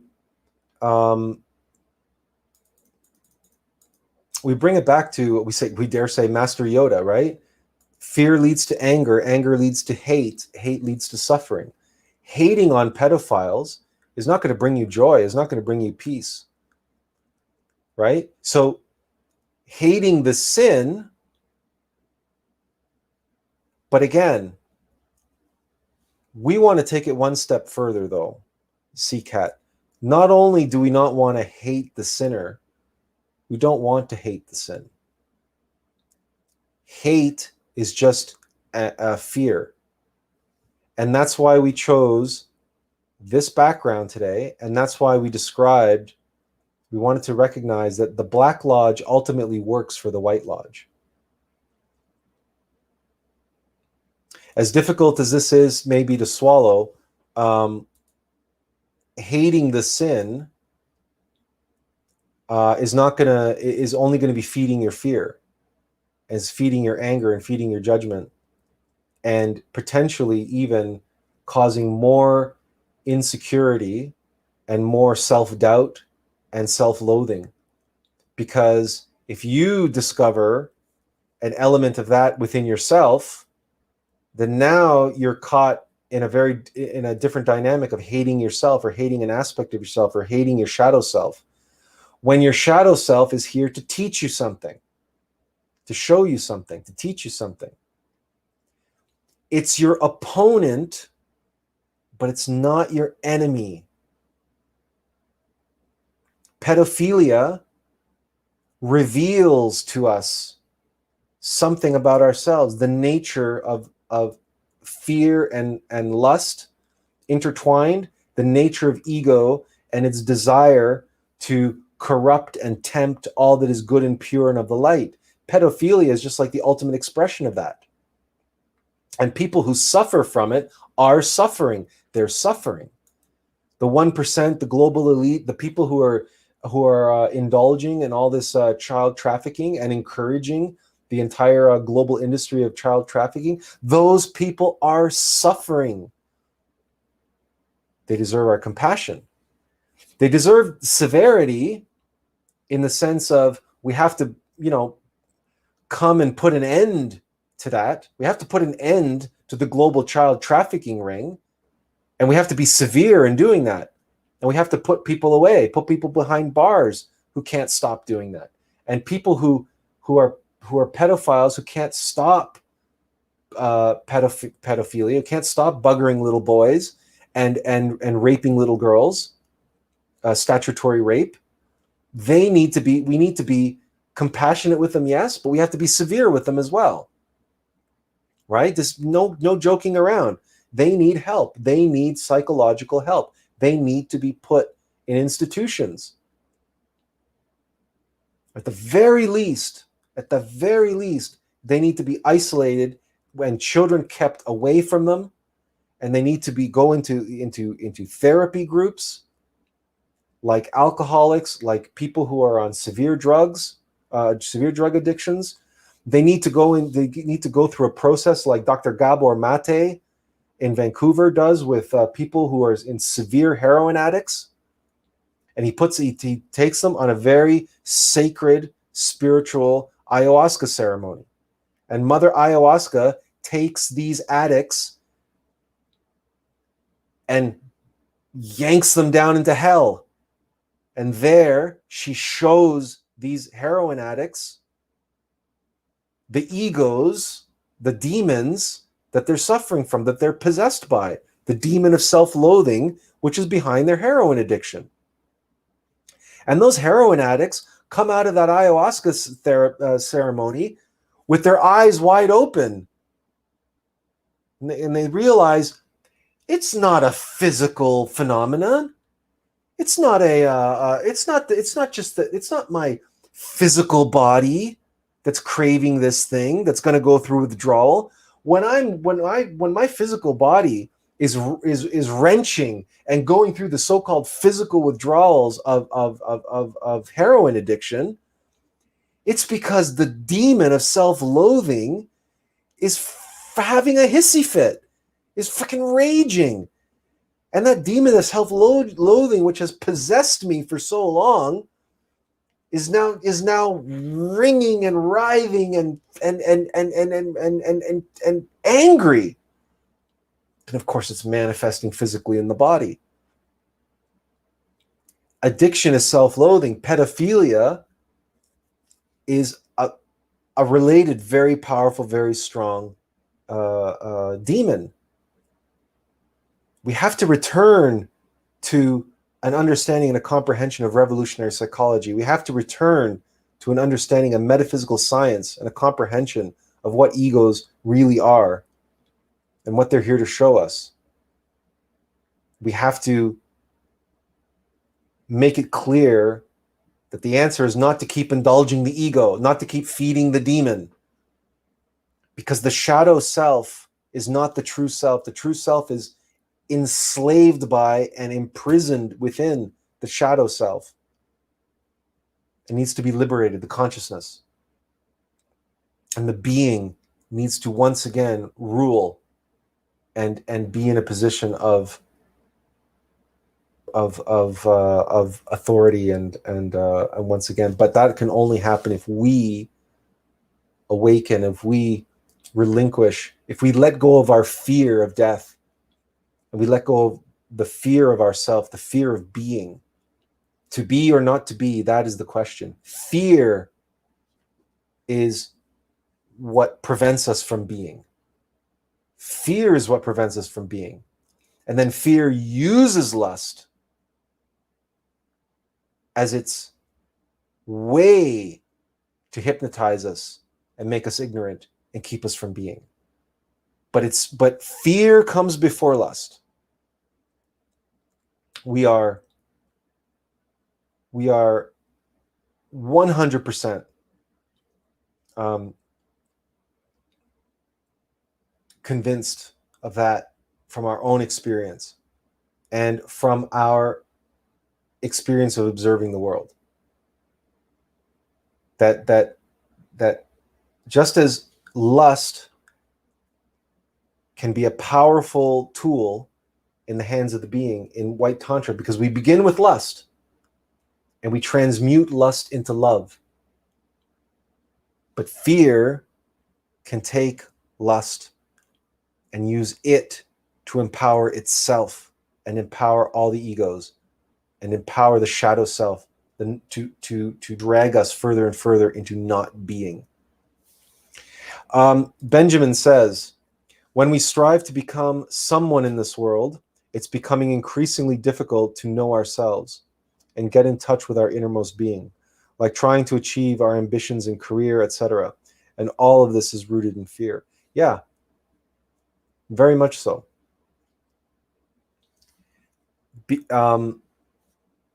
Because to try to become someone in this life and have success and the car and the wife and the house and the 3.5 kids or the 2.5 kids, what's it now, average, whatever, and the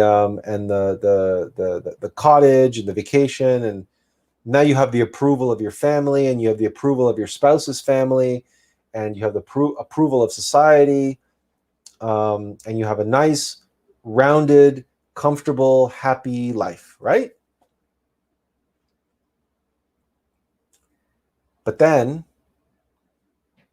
you reach the age of about 50 something, give or take, sometimes sooner, sometimes later, and all of a sudden you wake up one day and you realize,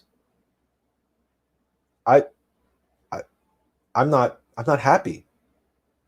In fact, I'm not doing what I was born to do. Like none of this matters. This house, these cars, these mortgage payments, these kids, this spouse, it's all pointless. It's all meaningless. My career, it's all because there's a hole in my heart.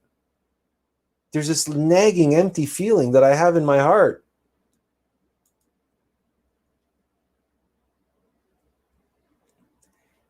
In men, they call this a midlife crisis.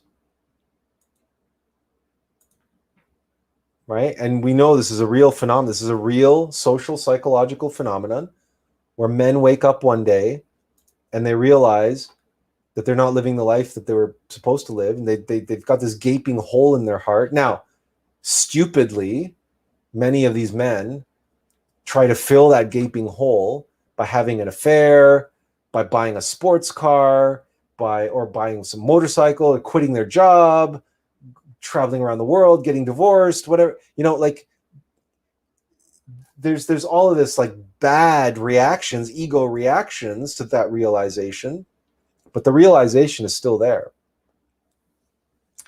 And it's fear, and that's a fear reaction to that realization, by the way, because they turn over and they see, because there's no reason why you have to go and have an affair, buy a sports car, and get divorced just because you realize you're not doing what you're doing, what you're supposed to be doing. There's no reason why you can't have a rational, reasonable conversation with your spouse and say, and if you think that what you should have been doing your whole life is playing the piano, there's no reason why you can't go out and buy a piano, put it down in the basement, or buy a little Casio keyboard on eBay and start learning how to play the piano. Just, whatever it is that you're doing right now, you must be able to find an hour or two in a week, half an hour every day, to play the piano. And you can buy a little electronic keyboard and start learning to play the piano, if that's what you feel like you should have been doing all your life and you haven't been doing. Because believe me, if you were meant to do it, then you will take to it. It'll come relatively quickly and easily, at least at the basics, anything that we were meant to do. But it could be painting, it could be drawing, again, it could be music, it could be anything. It could be a shifting, it could be a change in career. There's every college, every university has night school. You can take courses online. They have online universities. We can take courses and get accreditations, get entire degrees online. There's no reason why you have to quit your job. There's no reason why you have to, turn your life upside down just because you have an awakening and realize I was supposed to be doing something else. Well, if you're supposed to be doing something else, find out what it is, start doing it. And start doing it in baby steps. Because you don't have to have that fear reaction that suddenly you realize, oh my God, this is not the life I'm supposed to be living. And now you have this anaphylactic reaction, this fear reaction to the reality that you're in. You throw the baby out with the bathwater, and then you go chasing some pipe dream. But probably what you're really doing is if you're reacting with fear to the life that's around you, then probably you're going to react to fear, to the emptiness inside you, and you're going to try to fill it like you did before, the emptiness. So before you filled the emptiness with wife, kids, house, career, now you're going to fill that emptiness with mistress, with sports car, with reckless abandon, with divorce. This is what they call, for men anyway, a midlife crisis. Fear, because remember, because what we're really describing here is panic. Panic is fear.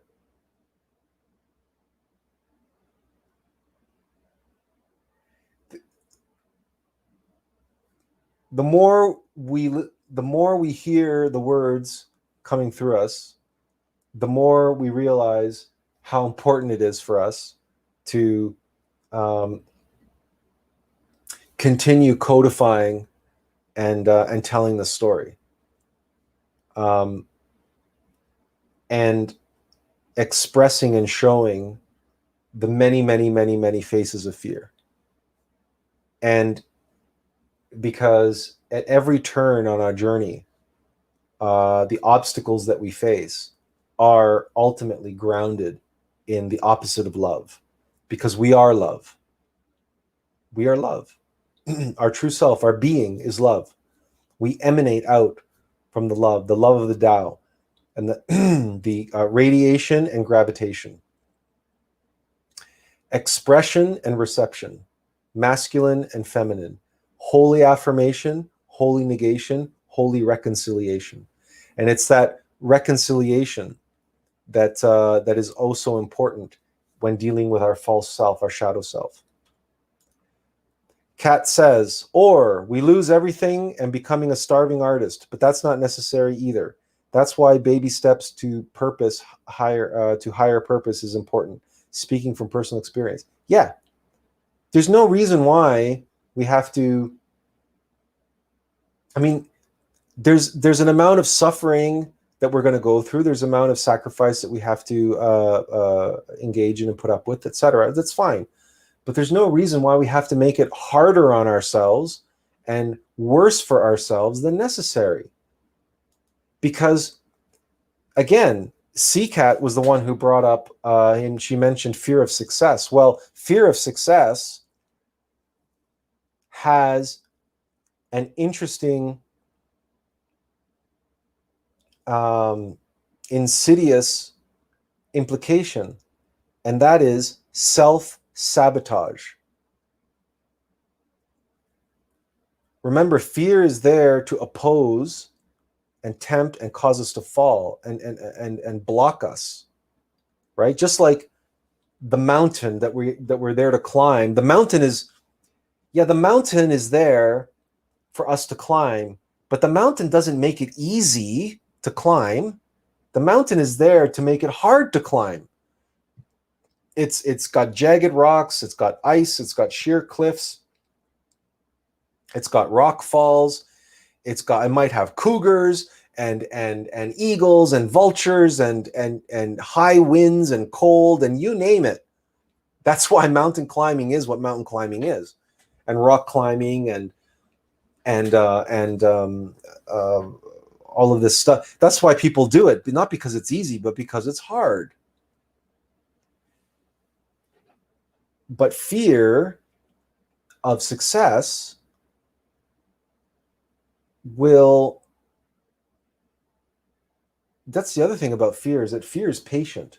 Remember, we described fear as a terrorist? Fear is a saboteur.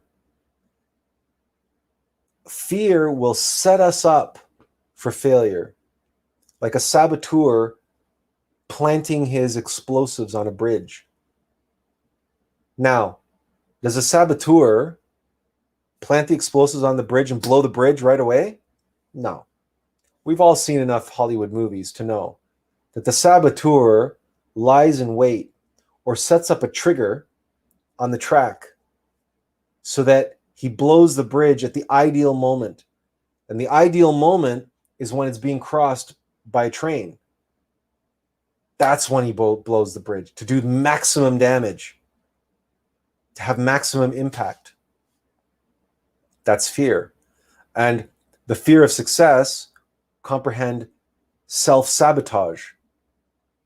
So the fear of success, self-sabotage, really works in one of two ways. Either one, it won't even let us get on the train, or two, it'll wait until the train is above the bridge and then blow the bridge. That's really the only two choices for self-sabotage if you observe yourself. That, like, the fear of success will let you, fear of success will let you go way down the road towards success before it sabotages you, or it won't let you start out on that road at all. It'll cut you off at the beginning, or it'll let you spend a lifetime, and then when you finally have your moment, right, when it's finally all coming together, and this is your big break that you've been waiting for all your life, and then you're about to step out on the world stage, or you're about to, do whatever. This is the moment you've been working towards your entire life. And then you step out, and then fear will come and boom, try to blow everything up. Because maybe you've been living with that anxiety that your whole life about what you're here to do. And it's been nagging anxiety about fear of success. And then when you're on the brink of achieving that success, that anxiety reveals itself and comes from the subconscious right up, and then boom, cuts you out from under your knees. Fear is a terrorist. Trust us, we know what we're talking about. We who suffer from seizures out of the blue, no warning, no cause, no apparent cause and effect, just out of the blue, boom. But sometimes in the most inopportune moments, i.e. like while driving, for example.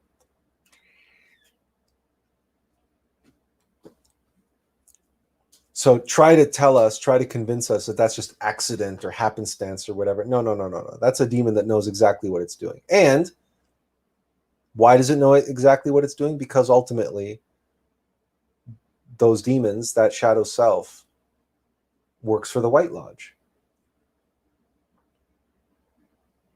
And that sabotage, that disaster, that catastrophe had to happen in our life at that precise moment, that precise way. Why? Because of the Ulm of life, which is the dynamic of descending into hell and defeating the demon there, comprehending what was happening there, defeating it, and coming back up again. And repeating this hero's journey again and again and again until we finally slay the demon and recover the treasure.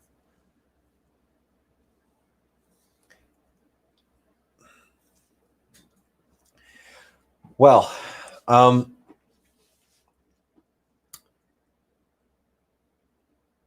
we will, it's a 2.5 hour mark. It's past the 2.5 hour mark. We've been letting these go to 3 hours over the last little while. Wednesday night we had to cut it off at 2 hours because we did 3 hours at noon on Wednesday. And the next live stream we might actually just focus on the Alm of Life. We'll see how that goes. We'll see if something comes up between now and then.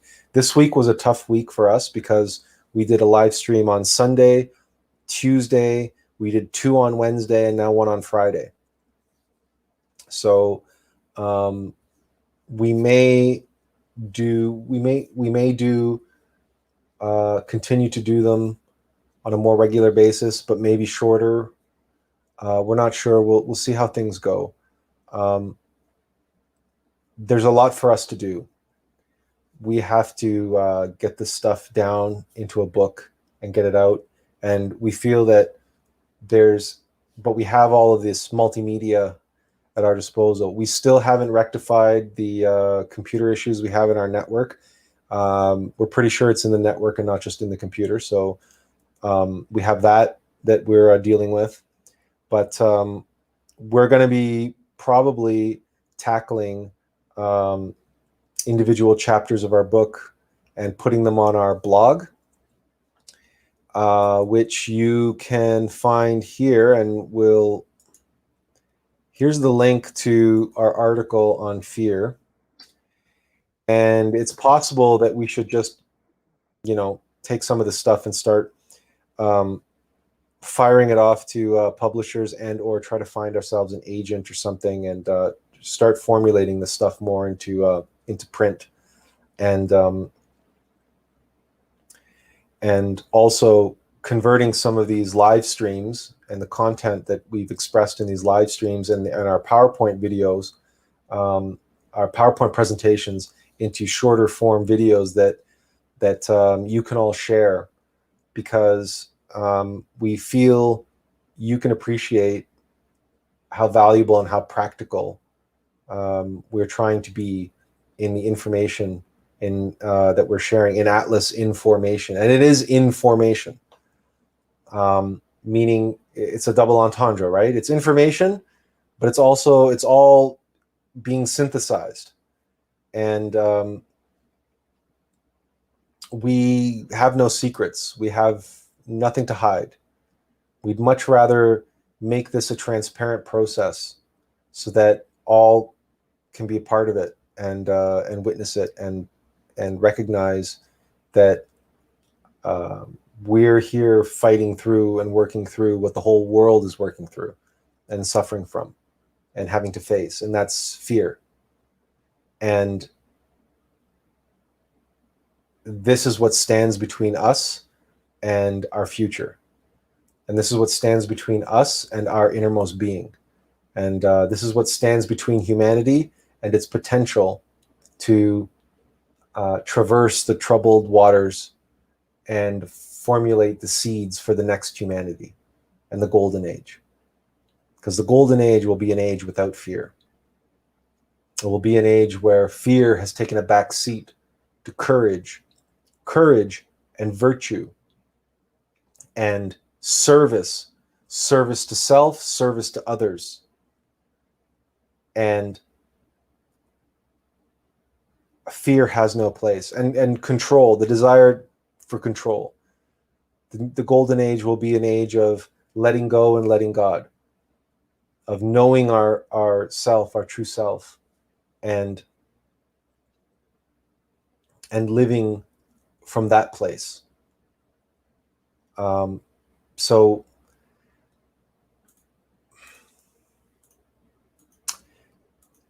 thank you all for having joined us this evening, and we hope that you've got something of value, that we learned something, or that you saw something new. And as usual, when we're inspired to know what the next topic will be and when it will be, we will share that through the usual channels, Facebook, YouTube. We will put up a preview, and we try to do it 24 hours ahead of time. Sometimes we can, sometimes we can't. So, but just, keep your eye out. And you're all very welcome. You're all very welcome always, and it's our pleasure and our privilege. So thank you all. Inferential peace, and have a good evening, have a good weekend. And if you have a long weekend, have a good long weekend and a good, safe long weekend. And we'll talk to you again soon. Good night.